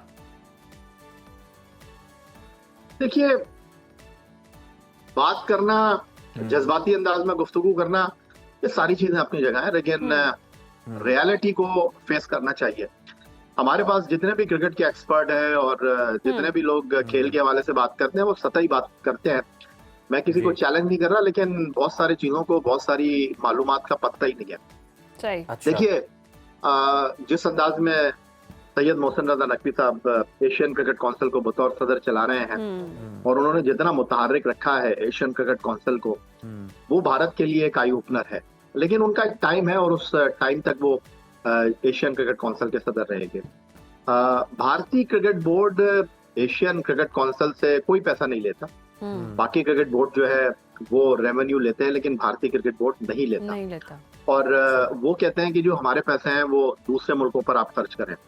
लेकिन इस वक्त जो स्टांस पाकिस्तान क्रिकेट बोर्ड का है, पाकिस्तान क्रिकेट बोर्ड कभी खेल को सियासत के साथ नत्ती नहीं करता, लेकिन अब भारत के बाद पाकिस्तान और अब बांग्लादेश का भारतीय क्रिकेट बोर्ड के सामने खड़ा होना, एशियन क्रिकेट काउंसिल के जो ब्लॉक है उसमें भारत के खिलाफ जो है वो जनाब रिजेंटमेंट जो है वो बढ़ेगी और डेफिनेटली एशियन क्रिकेट काउंसिल जो है उसमें भारत की लॉबी कमजोर होगी और ये इम्पोर्टेंट चीज है। लेकिन उसके साथ साथ जहां तक ये आईसीसी की बात है, जी। यहाँ पर अमित शाह के साहबजादे जय शाह मौजूद है। जी। वो किस तरह अपने कार्ड्स को खेलते हैं, क्योंकि ये एशियन क्रिकेट काउंसिल का टूर्नामेंट है नहीं, ये आईसीसी का टूर्नामेंट है, तो ये देखना होगा कि ये कितना इंपॉर्टेंट। यकीनन याजिया साहब, ये भारत का पुराना वतीरा है जिससे कोई ताल्लुकात थोड़े ख़राब हो जाएं तो वो हर चीज़ में सियासत करते हैं, चाहे वो फिर खेल ही क्यों ना हो। और अगर पाकिस्तान और बांग्लादेश नहीं खेलते तो क्या ब्रॉडकास्टर्स वर्ल्ड कप को डूबने से बचा पाएंगे? देखिए, दुनिया को सबको पता है कि इंग्लैंड, ऑस्ट्रेलिया, भारत, बांग्लादेश, इन मैचों का कोई इतना खास फर्क पड़ने वाला है नहीं। हाँ, जो सबसे इम्पोर्टेंट चीज है वो ये है कि अगर आईसीसी या एसीसी की सतह पर पाकिस्तान इंडिया का मैच नहीं होगा तो फिर बड़ा नुकसान हो जाएगा। तो बांग्लादेश क्रिकेट बोर्ड अभी उस जगह पर नहीं खड़ा हुआ है कि बांग्लादेश क्रिकेट बोर्ड आईसीसी को जाके कह दे कि जी मैं वर्ल्ड कप खेलने के लिए नहीं आ रहा, तो बांग्लादेश के भारत ना जाने से जो है वो अरबों डॉलर का इंटरनेशनल क्रिकेट काउंसिल को नुकसान हो जाएगा। हाँ, मैच की जो टिकटें हैं, जो बांग्लादेश के फैन हैं, जो बांग्लादेश को सपोर्ट करने वाले हैं, वो शायद मैदान में नहीं आएंगे। लेकिन अपने कार्ड्स को मैं दोबारा आपसे यही बोलूंगा कि बहुत अच्छे तरीके से खेलना चाहिए। इस वक्त वीक फुटिंग के ऊपर भारतीय क्रिकेट बोर्ड है, बांग्लादेश क्रिकेट बोर्ड बहुत स्ट्रांग फुटिंग के ऊपर है, दुनिया ये सारा तमाशा देख रही है। लेकिन अब बांग्लादेश क्रिकेट बोर्ड अपने कार्ड को किस तरह खेलता है ये इंपॉर्टेंट होगा। लेकिन ये कहना कि जी बांग्लादेश अगर वर्ल्ड कप में नहीं जाएगा तो रेवेन्यू डूब जाएगा, ब्रॉडकास्टर को नुकसान हो जाएगा, ऐसा कुछ नहीं होने वाला। जी। अच्छा, ये सब मुमकिनात पे बात कर लेते हैं कि वर्ल्ड कप श्रीलंका शिफ्ट करना कितना मुमकिन हो सकता है? क्या आईसीसी के पास अब हाइब्रिड मॉडल के अलावा कोई रास्ता मौजूद है? देखिए अजीज, बात दरअसल ये है कि ये भारत के लिए बहुत बड़ा चैलेंज बन गया है, क्योंकि मुस्तकबिल में भारत जो है वो ओलंपिक को होस्ट करना चाहता है। पाकिस्तान भारत जाकर खेल नहीं रहा। अब अगर बांग्लादेश ने भी भारत जाकर खेलने से इनकार कर दिया तो फिर वो किस बुनियाद पर, किन ग्राउंड्स पर ओलंपिक की मेजबानी के लिए बेट करेंगे? तो आने वाले दिन इस तमाम सूरत हाल में अहमियत के हामिल होंगे। और देखना ये होगा कि इंटरनेशनल क्रिकेट काउंसिल की सतह पर आईसीसी में जो लोग, जहां भारत का असर रसूख बहुत ज्यादा है, वो किस तरह इन मामलात को हैंडल करते हैं। लेकिन बांग्लादेश क्रिकेट बोर्ड को सिर्फ और सिर्फ अगर इस ग्राउंड पर रहना है कि जी हमारे खिलाड़ियों को भारत में सिक्योरिटी थ्रेट है, वो बहुत आराम से जो है इस तमाम सूरत हाल से निकल जाएंगे। हो सकता है कि लॉजिस्टिकली इतना इम्पोर्टेंट, इतना आसान नहीं होगा कि श्रीलंका जो है वो बांग्लादेश के मैचों को शिफ्ट कर दिया जाए। लेकिन फिर वो कहते हैं ना कि मरता क्या ना करता। अगर आप भारत को घेर कर ले आएंगे, भारत घिरा हुआ है, भारत मुश्किल सूरत हाल से दो चार है अपनी इंतहा पसंद सोच की वजह से, तो फिर तो ठीक है। अदरवाइज वो जितना डिले करेंगे उतना उनके लिए मसाइल तो ये साहब, अगर बांग्लादेश अपने फैसले पर डटा रहा तो क्या आपको लगता है कि दीगर ममालिक भी भारत के खिलाफ खड़े हो जाएंगे? देखिए, ये कहना कबल वक्त होगा, लेकिन मसाइल बहुत हैं इस आईसीसी T20 वर्ल्ड कप में। और बॉल जो है वो भारत के कोर्ट में है, और सिर्फ बांग्लादेश के नहीं बल्कि वो सारे लोग जो कि पाकिस्तान में पैदा हुए हैं और मुख्तलिफ ममालिक को रिप्रेजेंट कर रहे हैं, उनके वीजे देने के हवाले से भारतीय हुकूमत जो है अभी लेतो लाल से काम ले रही है। इस वर्ल्ड कप में यूएई जा रहा है, इस वर्ल्ड कप में इटली आ रहा है, इस वर्ल्ड कप में कनाडा आ रहा है, इस वर्ल्ड कप में बाकी ऐसे बहुत सारे मुल्क हैं जहां पर बड़ी तादाद में पाकिस्तान में पैदा होने वाले क्रिकेटर्स मौजूद हैं। तो ये भारतीय क्रिकेट बोर्ड के लिए एक बड़ा टफ टास्क होगा कि वो किस तरह इन चीजों को लेकर चलता है। अदरवाइज ये वर्ल्ड कप इतना स्मूथ लग नहीं रहा। बिल्कुल। अच्छा, ये सब इवेंट के अलावा अगर हम बात कर लें, उस्मान तारिक के बॉलिंग एक्शन पर एतराज़ आया, आप क्या इस एतराज़ की वजह समझते हैं? क्या ये सिर्फ टैलेंट को दबाने का एक और भारतीय हथकंडा ही है? देखिए, उस्मान तारिक जो है वो एक नेचुरल टैलेंट है। पीएसएल में कोयटा ग्लैडिएटर के लिए खेले, बड़ी उम्दा उन्होंने बॉलिंग का मुजाहरा किया। अभी डेजर्ट वाइपर जो कि IL T20 की चैंपियन बनी, IM एमिरेट्स को शिकस्त देने के बाद वहां पर भी उन्होंने बड़ी उम्दा कारकर्दगी का मुजाहरा किया। और इस वक्त जो सबसे ज्यादा शोर हो रहा है वो भारत में ही हो रहा है, उनकी बॉलिंग को लेकर, उनके एक्शन को लेकर। देखिए, शोर करने से, बात करने से अभी बात आगे बढ़ेगी। अभी इंटरनेशनल क्रिकेट काउंसिल की सतह पर जो अंपायर्स हैं, जो रेफरी हैं, उन्होंने उनको कोई इस हवाले से जो है वो सिग्नल नहीं दिया है। तो जाने दे, और कौन क्या बात करता है उसको रहने दे। सही, बिल्कुल ठीक है। बहुत शुक्रिया आपका सैयद याहिया हुसैनी साहब, हमारे साथ मौजूद थे और इन तमाम तर मामलात पर अपना तज्जिया दे रहे थे। बहुत से अहम इवेंट्स जो हैं क्रिकेट के हवाले से वो आने वाले हैं और भारत जो है वो जनाब मेज़बानी के ख्वाब भी देख रहा है, As ओलंपिक के usual. हवाले से भी, और दूसरी तरफ जो बांग्लादेश ने चोट लगाई है, जो एक बयान दिया है कि गुलामी के दिन ख़त्म, हसीना वाजिद की तरफ जो एक इशारा भी है कि अब सियासत के अलावा क्रिकेट में भी जनाब आपकी नहीं चलेगी, हम आज़ाद हैं, अपनी मर्जी से फैसला करेंगे और आपको टफ टाइम भी देंगे अगर आप हमारे साथ इस तरह का सलूक बरतेंगे तो अब टफ टाइम मिलने भी वाला है भारत को, और भारत का ये पुराना वतीरा रहा है जिससे थोड़े से ताल्लुकात ख़राब हुए ना, सियासत में, हर चीज़ में, एंटरटेनमेंट के पॉइंट ऑफ व्यू से देख लें, भारत ने हर चीज़ में सियासत ही की है, और सियासत से क्या होता है, आप आइसोलेट हो जाते हैं, तन्हा हो जाते हैं, आपसे खेलना ही लोग छोड़ दें। अमित शाह के साहबजादे हैं ना, जय शाह, वो लगता है कि जो क्रिकेट बोर्ड है भारत का, उसको भी कोई कॉलोनी बनाने निकले हुए हैं और वहाँ पर भी जनाब सियासत ही जो है वो चमकाई जा रही है। खैर जनाब, ये मामला तो चल रहे हैं, आने वाले दिनों में पता चल जाएगा कि क्या बांग्लादेश का खिलाड़ी अब वापस जाकर मुस्तफिजुर रहमान खेल पाएगा या नहीं। मौसम के हवाले से हम बताइए कि दर्जा हरारत क्या रहेगा। आइए चलते हैं और देखते हैं कि आज मौसम कैसा रहेगा।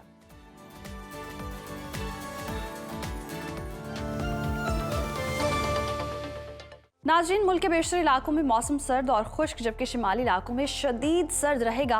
पंजाब के बेशतर मैदानी इलाकों और बालाई सिंध के अजला में दरमियानी से शदीद धुंध छाए रहने की तवक्को है।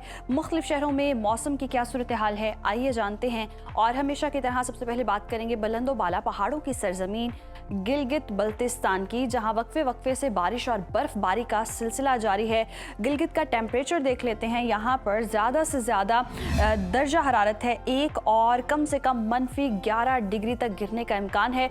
स्कर्दो की बात करें तो स्कर्दो में ज़्यादा से ज़्यादा टेम्परेचर है -5 और कम से कम -17 डिग्री तक गिरने की तवक्को है। महकमे मौसमियात के मुताबिक आइंदा 24 घंटों के दौरान गिलगित बल्तिस्तान में मौसम शदीद सर्द और मतला अब्र आलूद रहेगा, जबकि शाम और रात में चंद मकामात पर बारिश और बर्फबारी का इम्कान है।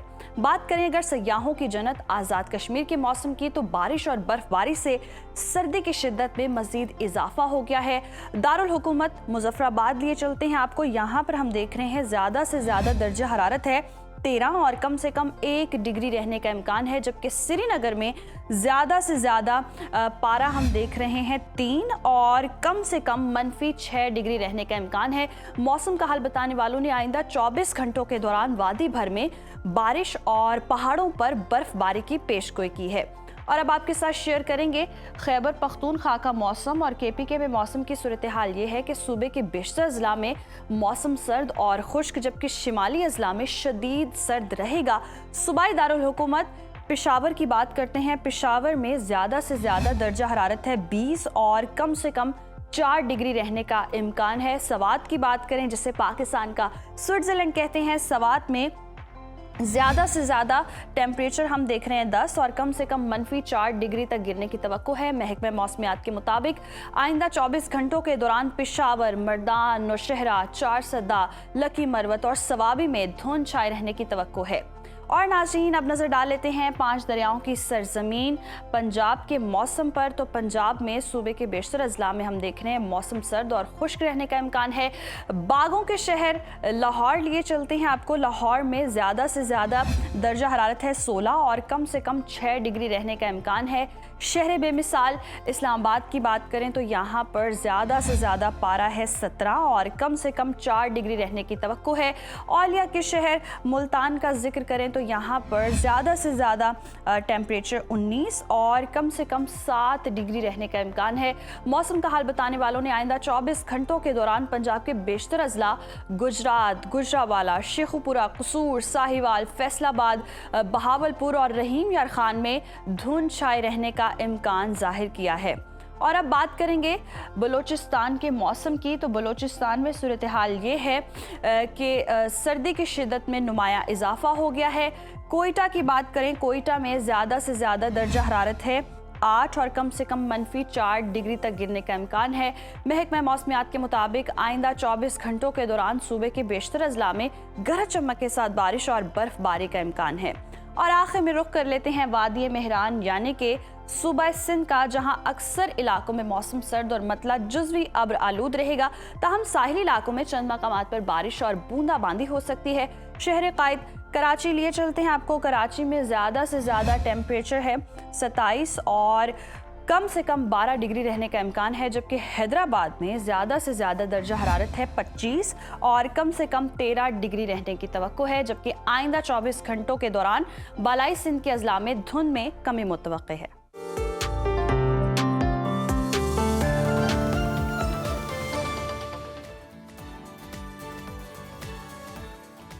जी तो नाजरीन, ये था मौसम का हाल अहवाल आपने जाना और इसके अकॉर्डिंग जी आप अपने प्लान्स भी कर सकते हैं। और एक मौसम तो बदलता है, धोखे देने के तरीके क्या क्या बदले हैं वहाँ? देखें वो कहते हैं ना, मेरी ज़िंदगी में कोई तब्दीली नहीं आई, लोग बदले हैं लेकिन लोगों का जो धोखा देने का अंदाज़ है ना वो भी बदलता जा रहा है, तो आपने ट्रस्ट किसी पे नहीं करना। सरगोदा से एक अजीब और धोखा देने वाला वाक़या पेश आया जो हमने सोचा कि अपने नाजरीन के साथ शेयर कर दें। कल को आप ऐसा ना सरगोदा का नाम सुन के समझे होंगे क्योंकि किन्नू आए हैं कोई हमारे पास। यस, ये सिट्रस फ्रूट आया, ऐसा नहीं है, धोखे की खबर आई है, बताएं वहाँ। ऐसा होना चाहिए और ये हम इसलिए भी खबर शामिल कर रहे हैं, वाक़या आप बताना। इनकार नहीं करेंगे मन? ये आप अब तरले पे आ गए सरगोदे कबूल कर लेंगे। और जिस तरह मुल्तान वालों को पहले कहा जाता था ना, अब सरगोदे वालों को कहा जाता है कि दुनिया का माल दुनिया में ही रह जाता है।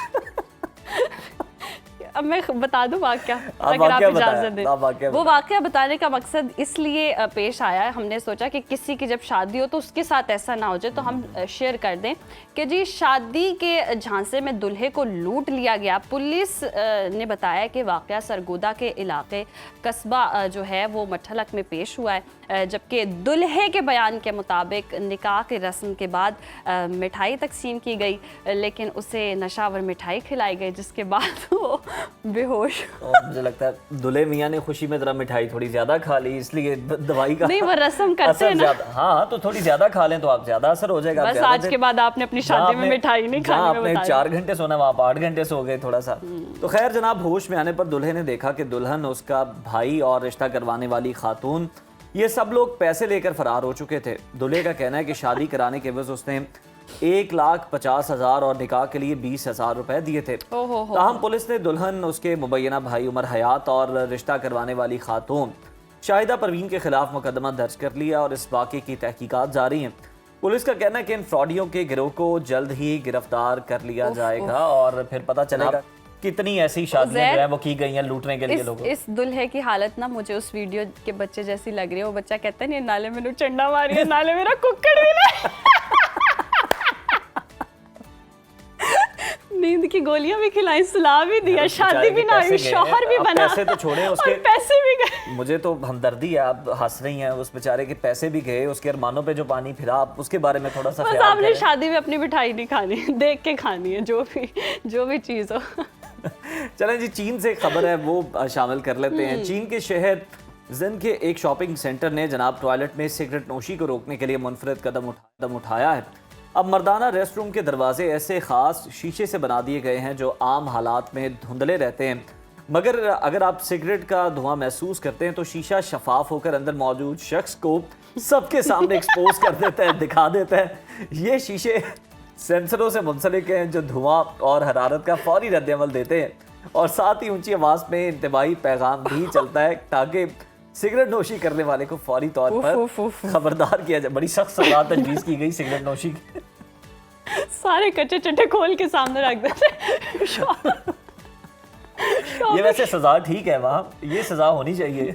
नहीं, ऐसी भी नहीं होनी चाहिए, बड़ी खतरनाक होनी चाहिए ना। बाहर लंबी लाइन लगी होती है, वो अंदर बैठ के आराम से म्यूजिक लगा के सिगरेट एंजॉय कर रहे होते हैं। सबके ये मुश्किल है या नहीं यार, बताएं मुझे। ये बहुत गलत। और ये इकदाम जो है वो इंडोर सिगरेट नोशी की जो मुतादिद बार हमने देखा है, कैंपेन्स भी हुई पर रोकथाम नहीं हो सकी, इसलिए ये एक्सट्रीम कदम उठाया गया है। और चीन में हम देख रहे हैं सोशल मीडिया पर ये चीज़ अब वायरल भी हो रही है, जैसे सारिफीन जो हैं वो दिलचस्प तबसरे भी कर रहे हैं। ये मुनफरिद हल टेक्नोलॉजी और समाजी शऊर को मिलाकर लोगों को कानून शिकनी से रोकने की एक नई मिसाल तो है, लेकिन बड़ी खतरनाक। मैं नहीं काम ही ना करें जिसमें नहीं, मैंने क्यों नहीं, मैंने आपको नहीं, मैंने वैसे कहा कि वो काम क्यों करें जिसमें खतरा हो, जब पता है कि ये हो जाना है। लाहौल वाला अगर किसी खातून नहीं ये हम सोच ही नहीं सकते। हम ब्रेक ले रहे हैं, यहाँ वक्त पे ब्रेक करना सही। वेलकम बैक नाजरीन, और प्रोग्राम में अब कुछ हम जी खूबसूरती की बात कर लेते हैं। जैसे हमने आगाज़ में कहा था कि स्किन को चमकदार बनाने के लिए, खूबसूरत बनाने के लिए क्या कुछ कर सकते हैं। और शादियों का सीज़न है और हर कोई चाहता है कि उसका चेहरा निखरा निखरा हो, जल्द चमकदार हो और शख्सियत में रीस से खुद मुख्तारी आज मेरे ज़हन में खुद एतमादी आ जाती है। अमेरिका आपके सर पे सवार है मुझे लगता है। मगर सवाल ये साम्राज्य और इस्तेमारी कुव्वतें आपके जहन में चल रही हैं, गर्दिश कर रही हैं कहीं ना कहीं कि सिर्फ मेकअप हम देखते हैं कि केमिकल बहुत ज़्यादा ख़वातीन इस्तेमाल करती है मेकअप और इतने सारे प्रोडक्ट्स होते हैं जिसकी वजह से होता ये कि स्किन जो है वो ख़राब होना शुरू हो जाती है। तो कुदरती ऐसे कौन से तरीके हैं, हर्बल तरीकों से हम कैसे अपनी स्किन को जो है वो बेहतर कर सकते हैं उज़ैर, ये आज हम ये बड़ा इंपॉर्टेंट है। और खुसूसी सेगमेंट में हम बात करेंगे कि सिर्फ 15 दिन में 15 डेज चैलेंज रंगत निखारने, जिल्द चमकाने और कुदरती खूबसूरती उजागर करने के लिए हर्बल तरीके कौन से हैं। तो हमारे साथ मौजूद है जनाब मारूफ हर्बलिस्ट हमारी बहुत प्यारी नईमा आप। नईमा आपा, वेलकम टू सुनो पाकिस्तान। आज आपकी तैयारी से भी लग रहा है कि आप कोई शादी ब्याह के हवाले से हमें बताने वाली हैं चीज़ें। तो बताइए 15 दिनों के अंदर क्या कुछ हो सकता है, कितना फ़र्क आ सकता है जिल्द में। अस्सलाम वालेकुम। वालेकुम बहुत शुक्रिया, बड़ा मजे का टॉपिक था। अच्छा, आज ना मैं एक अनोखा उपटन लेके आई, ठीक है। 15 दिन तो मैं कहती हूँ कमाल ही हो जाएगा। जैसे ये सेट चमक रहा है ऐसे चमकेगी दुल्हन। सही। उपटन जो है मेरा थोड़ा सा डिफरेंट किस लिए है, इस उपटन का नाम है उपटन फॉर ब्राइड टू बी, ठीक है। जिनकी शादियां होने वाली हैं या जिनकी हो चुकी हैं, उन्होंने अपने आप को ग्लोइंग रखना है, ठीक है। और उनकी जिनकी स्किन हो वो चाहती है कि चमकदार है। एक्चुअली ये उपटन दावतों पे भी जाना होता है ना, बड़ा जरूरी है। बिल्कुल, हाँ बिल्कुल ऐसे ही है। तो ये है कि ये है उपटन ब्राइड टू बी, ठीक है। जो बनने वाली दुल्हने, जो आने वाली दुल्हने, मैंने बहुत सेगमेंट किए हैं उपटन्स पे कि नानी, नाना, दादा, दादी सब के लिए। लेकिन आज स्पेशल ये जो दुल्हन बनने वाली दुल्हन है, मैं उसके लिए ले गई 15 दिन। अगर आपने मतवातर कर लिया, ये सिर्फ उपटन आपके फेस के लिए नहीं है, ये उपटन आपकी पूरी बॉडी के लिए है। आप ये कह सकते हैं कि पूरा एक बॉडी वॉश बनेगा आपका। हाँ जी, पूरा आप पूरी लाइट की तरह चमकेंगे इंशाल्लाह, ठीक है। अच्छा जी, इसमें बहुत ही सादा किचन की चीजें, लेकिन कुछ कॉम्बिनेशन मैंने ऐसे किए हैं कि जिनसे आपकी जो ब्राइटनेस है वो ज्यादा होगी, ठीक है। ग्लोइंग स्किन होगी, ब्लड की सर्कुलेशन जो है वो तेज होगी। और दूसरी बात ये है कि जब आप इसको डे बाय डे केयर करेंगी, इसमें 3 स्टेप मैं बताऊंगी और फटाफट क्विकली करने वाले हैं, उसमें कोई मुश्किल नहीं है। मैं साथ साथ में करती भी रहती हूँ और बताती भी रहती हूँ। पहले मैं आपको ये एक उपटन बना के दिखा देती हूँ, वो ना होके टाइम निकल जाए। सबसे पहले आपने क्या करना है, सबसे पहले आपने उपटन ही लगाना है। ये उपटन तैयार है, ये मैं आपको इसका ना कलर चेक करवाऊंगी। ये अर्के गुलाब रखा है, ठीक है। अर्के गुलाब में डालें आप, या आप कच्चे दूध में, दो चीजें। कच्चा दूध में इधर नहीं लेके आई तो मैंने कहा कि मैं इधर अर्के गुलाब ले जाती हूँ। सही हो गया। अब उपटन की आप शक्ल देख लीजिएगा, फिर मैं इसके आपको इंग्रेडिएंट भी बताऊंगी, ठीक हो गया।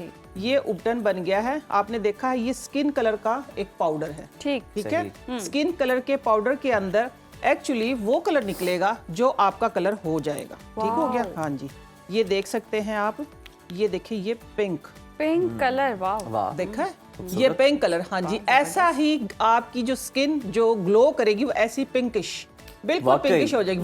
वाकई हो जाएगी। अगर आप करेंगे तो, देखेंगे तो बिल्कुल नहीं होगी, क्योंकि मोस्टली हमारा होता क्या है कि हम 4 से 5 दिन करते हैं, उसके बाद क्या होता है जब थोड़ा सा फर्क पड़ जाए, चलो आज नहीं कल करेंगे, नहीं कल नहीं। बड़ा खूबसूरत कलर है, पिंक की तो वैसे ही बड़ी डिमांड है। हाँ जी, पिंक की तो बड़ी डिमांड है, सही कह रहे हैं, बिल्कुल। अच्छा, इसमें गई कौन कौन सी चीजें इसमें गया क्या क्या है। इसमें सबसे पहले मैंने डाला है लिक्रिश मुलट्ठी, जो कि बड़ी महंगी प्रोडक्ट लेते हैं, उसके पीछे देखना कभी लिखा होता है लिक्रिश एक्सट्रैक्ट है इसके अंदर, ठीक है। जो महंगी, खासतौर पे हम ब्रांडेड या बाहर से जब चीजें मंगवाते हैं उसमें होता है लिक्रिश एक्सट्रैक्ट होता है उसके अंदर।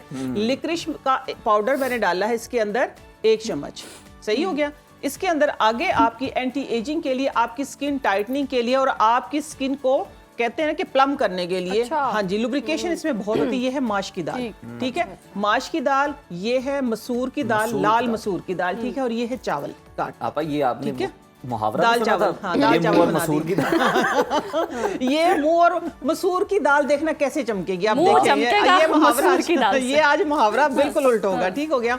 ये माश की दाल, मसूर की दाल और चावल, आप दाल चावल भी कह सकते थे, ठीक है। ये है चावल, ठीक हो गया। ये 3 चीजें मैंने क्या किया है, ये सारी चीजें मैंने ली हैं इक्वल। इसके बाद जो मैंने इसके अंदर डाला है, इनको और मजीद जो क्या कहते हैं एक जान करने के लिए, वो इसके अंदर मैंने डाला है जौ का आटा, ठीक है। जौ का आटा उपटन में एक मेन इंग्रेडिएंट की हैसियत रखता है, ठीक हो गया। अगली चीज जो इसके अंदर गई है वो है मीठा सोडा।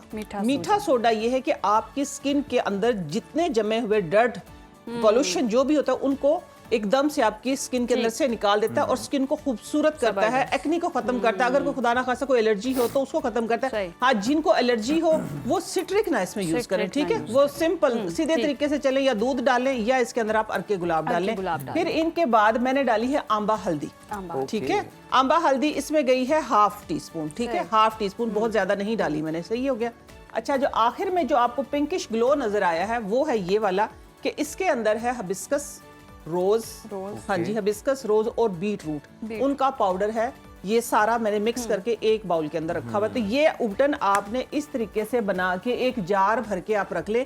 आप इसको as a body wash use करें, ठीक है। आपने सोप या कोई भी बॉडी वॉश नहीं लगाना ना इसके अंदर, क्योंकि कुछ लोग कैसे करते हैं कि थोड़ा सा ये लिए थोड़ा सा बॉडी वॉश, नहीं, आपने कोई चीज ऐसी डेली आप बात लें, इसी के साथ लें, आप अपना फेस वॉश करें, आप इसको as a face pack use करें। आप देखेंगे सिर्फ 15 दिन का चैलेंज है, इंशाल्लाह शादी वाले दिन आपको सब क्या कहते हैं ना कि रुक के देखेंगे कि ये चांद की जरूरत ही नहीं, दुल्हन खुद ही स्पॉटलाइट होगी। हाँ जी, स्पॉटलाइट बन जाएगी इंशाल्लाह, स्पॉटलाइट की जरूरत नहीं होगी। आपने बिल्कुल सही इस्तेमाल किया है। क्या बात है। अच्छा जी, इसके बाद आपने ये रिमूव कर लिया है उपटन, ठीक हो गया। उपटन रिमूव करने के बाद ये मैंने एक स्पेशल एक आप ये कहें कि आजकल की स्किन के मुताबिक, आजकल के वेदर के मुताबिक, और साथ में आप लोगों की एड़ियां फट जाती हैं, आप लोगों के लिप्स क्रैक्स हो जाते हैं, या आपकी क्यूटिकल जो ये खराब हो जाते हैं, इनके लिए ये स्पेशल ये पेट्रोलियम जेली के अंदर मैंने जितनी पेट्रोलियम जेली ली, लेट से मैं आप लोगों को बता देती, 1 चम्मच मैंने पेट्रोलियम जेली ली थी, 1 चम्मच देसी घी लिया था, ठीक है, 1 चम्मच पेट्रोलियम जेली, 1 चम्मच देसी घी, और 2 चम्मच मैंने ली थी एलोवेरा जेल फ्रेश, ठीक है। ये तीनों चीजों को मैंने क्या किया है, थोड़ी सी लो फ्लेम के ऊपर इनको मिक्स किया है। मिक्स करने के बाद जब वो मिक्स हो गया तो फिर मैंने इसके अंदर 1 चम्मच भर के विटामिन ई ऑयल शामिल किया और उसको इसके अंदर डालिए। ये आप देख सकते हैं, ये बिल्कुल इस तरीके से ठीक हो गया। ये आपने अपनी क्रैक्स हील के ऊपर लगा के, सीलिंग रैप कुछ भी लगा सकते हैं आप 2-3 घंटे के लिए। उसके बाद बस आप गर्म पानी में उसको पाँव को डिप करें और थोड़ा सा अपना पाँव साफ करें। साफ करने के बाद फिर ये लगा के आप सॉक्स पहने, इंशाल्लाह ये आपकी हैंड एंड फुट केयर बन गई है, ये आपकी ओवरऑल बॉडी केयर बन गई है। आप देखेंगे कि फिर वही महम वाली बात है, स्पॉटलाइट की आपको जरूरत नहीं होगी। महंगी और ब्रांडेड क्रीमों का और प्रोडक्ट्स का इतना सस्ता अगर आप ढूंढें, मेरी बात सुनिए, अगर आप ढूंढें ये महंगी चीजें जो हैं ये हमने खुद अपनी वैसे अकल से ही बनाई है, उनकी अकल को भी दाद देनी चाहिए। उन्होंने भी एक्सट्रैक्ट किए, लेकिन एक्सट्रैक्ट जो है वो इन्हीं चीजों का है, तो आप डायरेक्ट इन्हीं चीजों को यूज करें। अक्सर हम देखते हैं ये सारी चीजें, टर्मरिक जी आपका पैक बना के लगा हाँ देते हैं। अच्छा, इसके बाद में आपको टाइम है 2 बजे जी, आपके लिए टाइम ही टाइम है। Thank you. अच्छा, इसके बाद मैं बताऊंगी आपको कि एक और स्किन केयर, ठीक है, दिन में आपने एक टाइम पे फेस पैक लगा लिया, बॉडी वॉश कर लिया, ठीक है, फिर आपको एक डे में भी केयर चाहिए होती है, वो किसी टाइम पे भी चाहिए होती है, वो आपकी बहुत ही आसान, बहुत लोगों, मैं कहती हूँ 99% लोग करते होंगे, लेकिन मेरा एक काम है कि मैं आप लोगों को सिर्फ याद करवाती हूँ कि ये कर रहे थे, बहुत प्यारे थे आप, अब फिर कर ले, ठीक हो गया। ठीक है, ये मैंने लिया है हनी, ठीक हो, हनी, हाँ जी, जब ये करते थे तो वाकई सब बहुत प्यारे थे, ठीक है, हाँ जी। अच्छा, ये हनी लिया मैंने, हनी के अंदर मैंने जस्ट पिंच, ठीक है, जस्ट पिंच मैंने क्या लिया, हनी और हल्दी, ठीक हो गया, हल्दी ली है, और इसके बाद मैंने इसके अंदर लिया है थोड़ा सा हनी। बस फिर आप देखें, आप वो फेस पैक उतारें, फेस पैक उतारने के बाद आप थोड़ी सी देर ये मिक्स करें। ये आपका एक ऐसा मैजिकल, आप ये कहेंगे, एक फेस मास्क जो आपकी स्किन को हाइड्रेट करेगा, ब्राइट करेगा, लाइट करेगा, और आप ये कहें कि इस मास्क को, इस फेस पैक को आप ये डबल एक्शन करेगा। सुनते हैं ना डबल एक्शन, ये डबल एक्शन हो जाएगा, ठीक है, ये आपका डबल एक्शन, ये आप देख सकते हैं। और आपा ये बिल्कुल ऐसे ही है जैसे हम कोई लगाते हैं कि टोनर टाइप लगाते हैं, ठीक है ना, ये देखें, ये आप देख सकते हैं, ये देखिए सिंपल सी केयर, मैंने इसमें कोई चीज बाहर से नहीं उठाई, हर चीज ऑलमोस्ट किचन के अंदर से, ठीक है, कुछ किचन के अंदर से, कुछ किचन गार्डन के अंदर से, और कुछ ड्रेसिंग टेबल के ऊपर से। तो आपका ये देखें कि महंगे वाला ट्रीटमेंट, आप यकीन माने मैं जब ट्रीटमेंट्स की सुनती हूँ, क्योंकि ऑफर्स आती है ना कि आप ये ले, हमसे ये ले, तो मैं उनकी प्राइस सुन के हिल के रह जाती हूँ। मैंने कहा यार ये सब कुछ इधर है, सब कुछ इधर है, सब कुछ इधर। तो ये देखिए, ये आपका एक आपकी 15 डेज की कंप्लीट स्किन केयर हो गई। ये इसलिए मैंने ब्राइड टू बी बोला है, क्योंकि जो दुल्हने होती, बनने वाली दुल्हने या दूल्हे, ठीक है ना, कॉन्शियस होते हैं कि हमारा स्पेशल दिन है, हम स्पेशल नजर आए, तो आप सिर्फ स्पेशल नहीं, ये दुल्हों के लिए भी है आप? जी जी, दुल्हे भी कर दुल्हे भी लगा सकते हैं? दुल्हे भी लगा सकते हैं, बिल्कुल। आप स्पेशल नहीं, वेरी स्पेशल नजर आएंगे। हाँ, ठीक है, सिर्फ दुल्हा नहीं ना, स्पॉटलाइट बने, दुल्हा भी बने ना, ये तो ना हाँ, फिर फूल के साथ फिर ही तो हॉल ज्यादा चमकेगा। ये यही सोच जो है ना, ये डिले का बाइस बन रही है। क्या कहा इसमें? पूर के साथ लंगूर। नहीं नहीं नहीं, पूर के साथ इंशाल्लाह शहजादे नजर आएंगे। ये देखें, ये देखें, ये आपका एक टोनर बन गया, ठीक हो गया। ये आपने करना क्या है, ये सिर्फ आपने 15 मिनट मास्क, 15 मिनट। अगर तो जिनकी ड्राई स्किन है वो बिल्कुल नहीं लगाइएगा लेमन, ठीक है? हाँ जी, वो सिर्फ जस्ट हनी एंड टर्मरिक, ठीक है? आपकी स्किन जो है वो हाइड्रेट होगी और आप देखेंगे कि बिल्कुल बच्चों की तरह, जैसे छोटे बच्चों की स्किन होते हैं ना, पिंक वाइट, आप अपने आप को ऐसा ही फील करेंगे। बेबी स्किन हो जाएगी। जबरदस्त। मैं अगली बताऊं कुछ और थोड़ा? जी आप बताइए। आप लोग टाइम की तरफ देखते, मैं पजल हो जाती हूँ। टाइम खत्म हो गया है कहीं। अच्छा ठीक है, अगली केयर में आप लोगों को बताऊंगी कि आप लोगों ने पीने के लिए क्या इस्तेमाल करना है, ठीक है? पीने के लिए जो आप लोगों ने इस्तेमाल करना है, ये जो टोनर है, ठीक है, ये आपने बना लिया है, ठीक हो गया। ये टोनर जो मैंने बनाया था, ये आपने सेम इसी तरीके से, लेट से 1 गिलास पानी है, 1 गिलास पानी के अंदर ये 15 डेज का ही चैलेंज, ठीक है? उसका ये इस चौथा पार्ट में बता रही हूँ। देखिए, हम जब ट्रीटमेंट करवाने जाते हैं, ग्लो के साथ इनर ग्लो भी आप सब बताएंगे। ये चीज आपने सही इस्तेमाल की है कि आपने इनर ग्लो को कैसे, आपने अपनी इनर ब्यूटी को कैसे करना है, तो आपकी स्किन पे नजर आएगा। ब्यूटी वही आपकी स्किन पे। मैं कहती यही हूँ कि बिल्कुल जो स्क्रीन के पीछे ये मशीनरी है, ये हमें अच्छा दिखा रही है, ठीक है ना? जो हमारा इनर ठीक होगा तो फिर हमारा आउटर जो है वो अच्छा नजर आएगा। आपने करना क्या है, सुबह नीम गर्म 1 गिलास पानी लेना है। 1 गिलास पानी लेने के बाद आपने, जिस तरह मैंने ये ½ टीस्पून ली है हनी, ठीक है? हनी के साथ सेम पैटर्न, वही जो आपको मैंने फेस टोनर बताया है, वही सेम दोबारा मैं उसको रिपीट करूंगी। अभी बना के आप लोगों के सामने मैं रिपीट करने वाली हूँ। आपने इसी तरीके से थोड़ी सी हल्दी लेनी है, ये ठीक हो गया है। हल्दी के साथ आपने ये लेना है लेमन, ठीक हो गया। हाँ जी, ये सेम देखिए वही टोनर मैंने क्या किया है, मैंने रिपीट कर दिया है। तो आप इसको जब सुबह मॉर्निंग में, ये कोई पाबंदी नहीं है, कोई कैद नहीं है कि आपने इसके बाद ही लगाना है, लगाएंगे तो बहुत अच्छा। अदरवाइज सुबह आपने 1 गिलास नीम गर्म पानी, नीम गर्म पानी के अंदर सिर्फ ये चीजें, देखिए ये कितनी बनी है, ये मैं आपको करके दिखाऊंगी। ये 1 चम्मच आपका बन गया है। अच्छा, आप चाहें जी तो आप इसको डायरेक्ट लेके ऊपर से नीम गर्म पानी पी सकते हैं। अदरवाइज आप एक नीम गर्म पानी का गिलास, कहवा, कुछ भी आप बना सकते हैं, उसके अंदर इसको डाल के 15 दिन लगातार ये लेते हैं। और साथ में अगर थोड़ा सा जिंजर और बीट रूट का, और ये जो मैंने डाला हुआ है इसके अंदर गुलाब का ये पाउडर, ये भी डालेंगे। जाफरान का पाउडर बना हुआ है। जाफरान आपके, इसकी कीमत जाफरान की तरह है, इसका असर जो वो जाफरान की तरह। आपने बिल्कुल सही लफ्ज इस्तेमाल किया।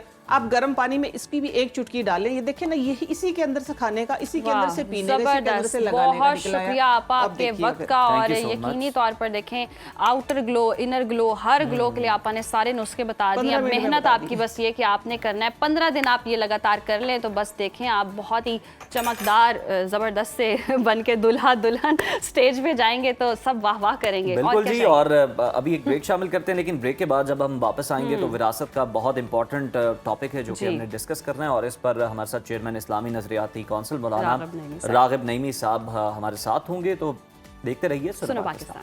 Welcome back viewers. विरासत कोई समाजी रिवायत नहीं बल्कि अल्लाह ताला की तरफ से मुकर्रर करदा एक वाज़ेह हुक्म है जिस पे कमी बेशी का इख्तियार किसी इंसान को हासिल नहीं, मगर हमारे माशरे का तल्ख़ अलमिया ये है कि जहाँ इबादत पर जोर दिया जाता है वहीं विरासत जैसे बुनियादी हक को नज़रअंदाज कर दिया जाता है।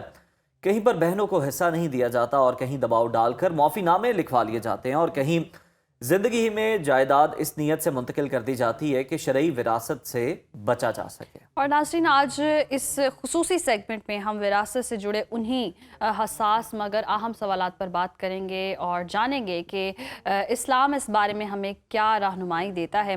हमारे साथ मौजूद हैं मारूफ आलिम दीन, चेयरमैन इस्लामी नज़रियाती काउंसिल अल्लामा रागिब नईमी साहब। सर, बहुत शुक्रिया आपके वक्त का। Welcome to Suno Pakistan. सबसे पहले तो ये फरमाइएगा कि विरासत के हक़ में कमी बेशी करने वाले या उसे दबाने वाले के बारे में इस्लाम में क्या हुक्म है? बिस्मिल्लाहिर्रहमानिर्रहीम। बहुत शुक्रिया। बड़ा अहम मौजू है जिसके ऊपर बात करने की ज़रूरत है और मुआशरे में इस मौजू के हवाले से बहुत ज़्यादा इफ़रात व तफरीत हमें नज़र आती है। यह बात जहन में रहे कि जो वरासत है ये अल्लाह तबारक व तआला के अहकामात में से एक हुक्म है जिसके ऊपर अमल पैराई हर मुसलमान को लाजिमी करना है।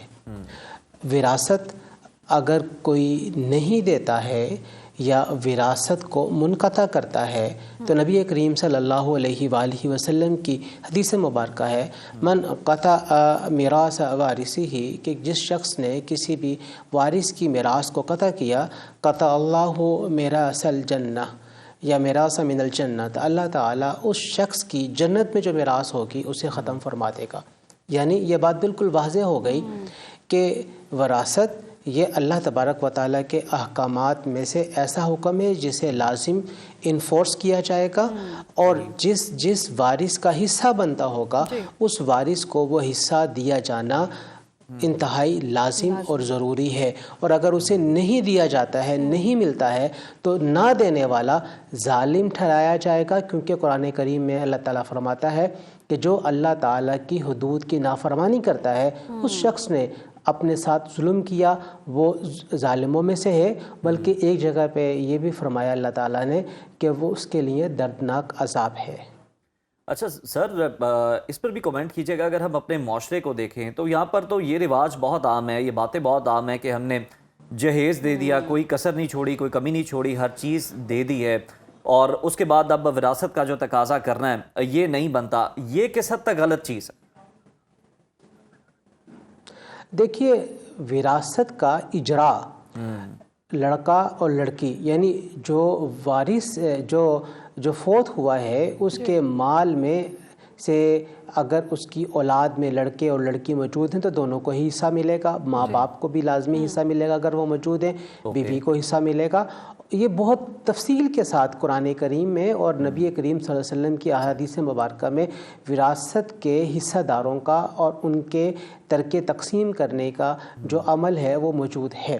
लेकिन जहाँ तक हमारे मुआशरे की बात है कि जिसमें लड़कियों को विरासत में हिस्सा नहीं दिया जाता, ये कहते हुए कि हमने उन्हें जहेज़ दे दिया, तो ये बात सोचने की है, क्या वो लड़का जिसकी शादी की गई है, जो उसी लड़की का भाई है, उस लड़के की बीवी को तो बरी बना के दी गई है, 2-4 तोले सोना दिया गया बरी के अंदर, 15-20 जोड़े कपड़े के भी बना के दिया गया है, तो वो बरी कहाँ गई है? अगर इधर जहेज की बात की जा रही है तो उधर बरी भी तो दी गई है, तो जहेज और बरी तो आपस में हो गए बराबर। ये तो गिफ्ट हैं जो कि बाप की तरफ से, ये तो बाप की तरफ से उस बच्चे या बच्ची का हिस्सा है, और हर बच्चा और बच्ची अपने अपने नसीब का इस तरह का गिफ्ट लेकर जाता है। जबकि जो विरासत है ये तो अल्लाह ताला के अहकामात में से एक हुक्म है जो कि वालिद या जिस शख्स ने भी माल छोड़ा है उसके अल्लाह के पास जाने, यानी फौत होने के बाद फिर उसकी तकसीम होनी है, ना कि ज़िंदगी में उसकी तकसीम होनी है। सर, अगर ज़िंदगी में तकसीम की बात करें तो ऐसे भी हैं जो ज़िंदगी में ही जायदाद बच्चों के नाम इस नीयत से कर देते कि बाद में विरासत तकसीम ना करनी पड़े। क्या ये तर्ज अमल शरीयत के एतबार से देखें तो दुरुस्त है? देखिए, तकसीम करने की हमें नीयत देखनी पड़ेगी, नीयत क्या है। तकसीम करने की नीयत एक ये भी होती है कि मेरे बच्चे आपस में माल की तकसीम में एक दूसरे पर ज़्यादती कर देंगे तो मैं अपनी ज़िंदगी में ही उनका हिस्सा दे दूं, मैं अपनी ज़िंदगी में ही उन्हें अपने माल में से माल दे दूं। तो ये जो ज़िंदगी में माल में से माल का दिया जाना है ये गिफ्ट कहलाता है, ये हिबा कहलाता है। और हिबे का बुनियादी उसूल ये है कि वो लड़के और लड़की में बराबरी की बुनियाद के ऊपर दिया जाएगा। मिसाल के तौर पे अगर 5 लाख रुपए लड़के को कोई उसका बाप दे देता है, फिर 5 लाख रुपए लड़की को भी देने पड़ेंगे। लेकिन अगर कोई बाप ये कहता है कि नहीं चलो मैं लड़के को डबल दे दूँ, लड़की को मैं सिंगल दे दूँ, तो किसी हद तक चलो ग्वारा कर लेते हैं, मान लेते हैं। लेकिन जिंदगी में दिया जाने वाला माल लड़के और लड़की दोनों को ही दिया जाएगा, ना कि सिर्फ लड़कों के नाम जायदाद करवा दी जाए। हम देखते हैं हमारे मुआशरे में ऐसा होता है। ऐसे करने वाला बाप अपनी बच्चियों के साथ जुल्म का इर्तिकाब कर रहा होगा कि अगर वो बच्चियों को बच्चों की तरह माल ना दे अपनी ज़िंदगी में। बिल्कुल ठीक है। अलामा साहब, अगर विरासत गलत या फिर नाइंसाफ़ी पर मबनी तरीके से तकसीम कर दी जाए तो क्या इसके असरात इंसान की इबादत और नेकियों पर भी पड़ते हैं, और किस तरह से पड़ते हैं? जी। एक इंसान नमाज, रोज़ा, ज़कात, हज अदा करता है, खैर और काम करता है, उसे इसके ऊपर अजर और सवाब मिलेगा। और अगर वो हुकूक की पामाली करता है, लोगों के माल नाजायज़ तरीके से खाता है, तो उसे गुनाह मिलेगा। और जब इस तरह का मामला होगा तो फिर क़यामत के दिन जब अल्लाह ताला हिसाब फरमाएगा तो तो जिस जिस शख्स का उसने हक मारा होगा उसके बदले में उसे अपनी नेकियां देनी पड़ेंगी।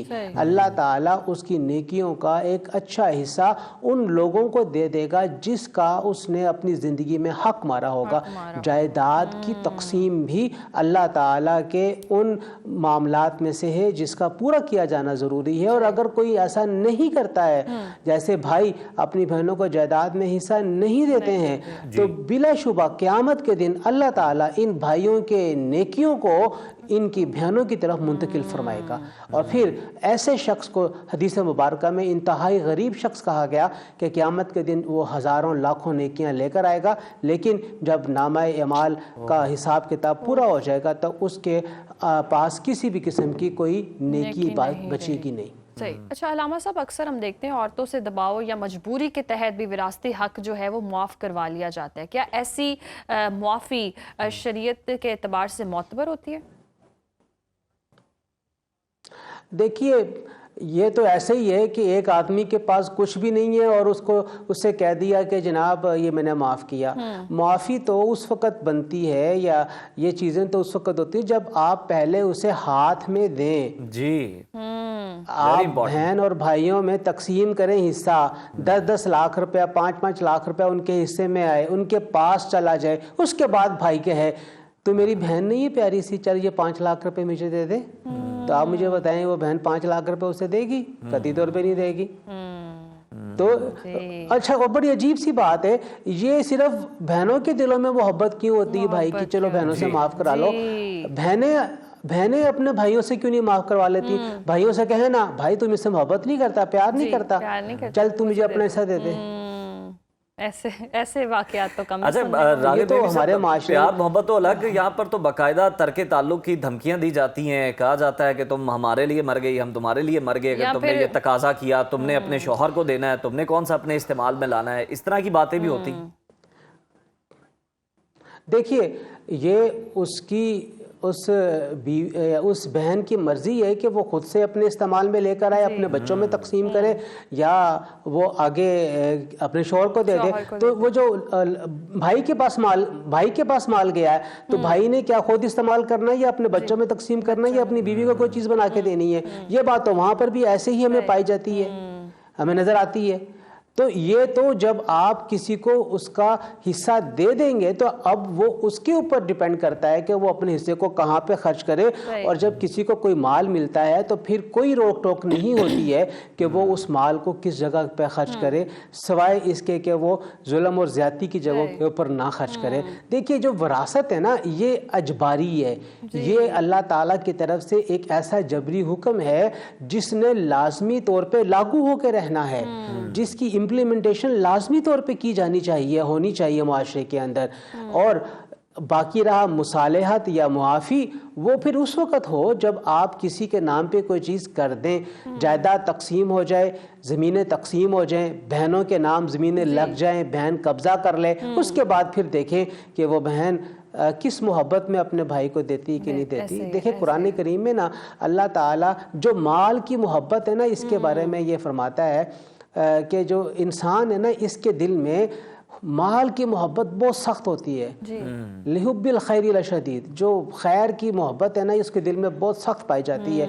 इसीलिए हम अपने बड़ों से ये बात सुनते थे, बुज़ुर्गों से सुनते थे कि तआशरू कल अखवान, कि अपने भाइयों से मामला करो अपने भाइयों की तरह, व तआमलू कल अजानिब, और उनके साथ माली मामलात को सर अंजाम दो जिस तरह अजनबियों के साथ करते हो, लिखत पढ़त करके और लेन देन के मामले में।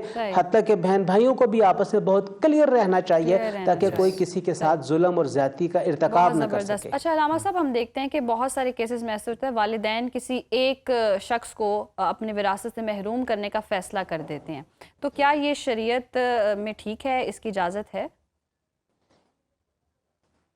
देखिए, इसे हमारे उर्फ़ के अंदर आग करना कहा जाता है। और आग करने का मतलब है कि किसी शख्स से माल दिए जाने के अमल को मुनक़ता कर दिया जाए।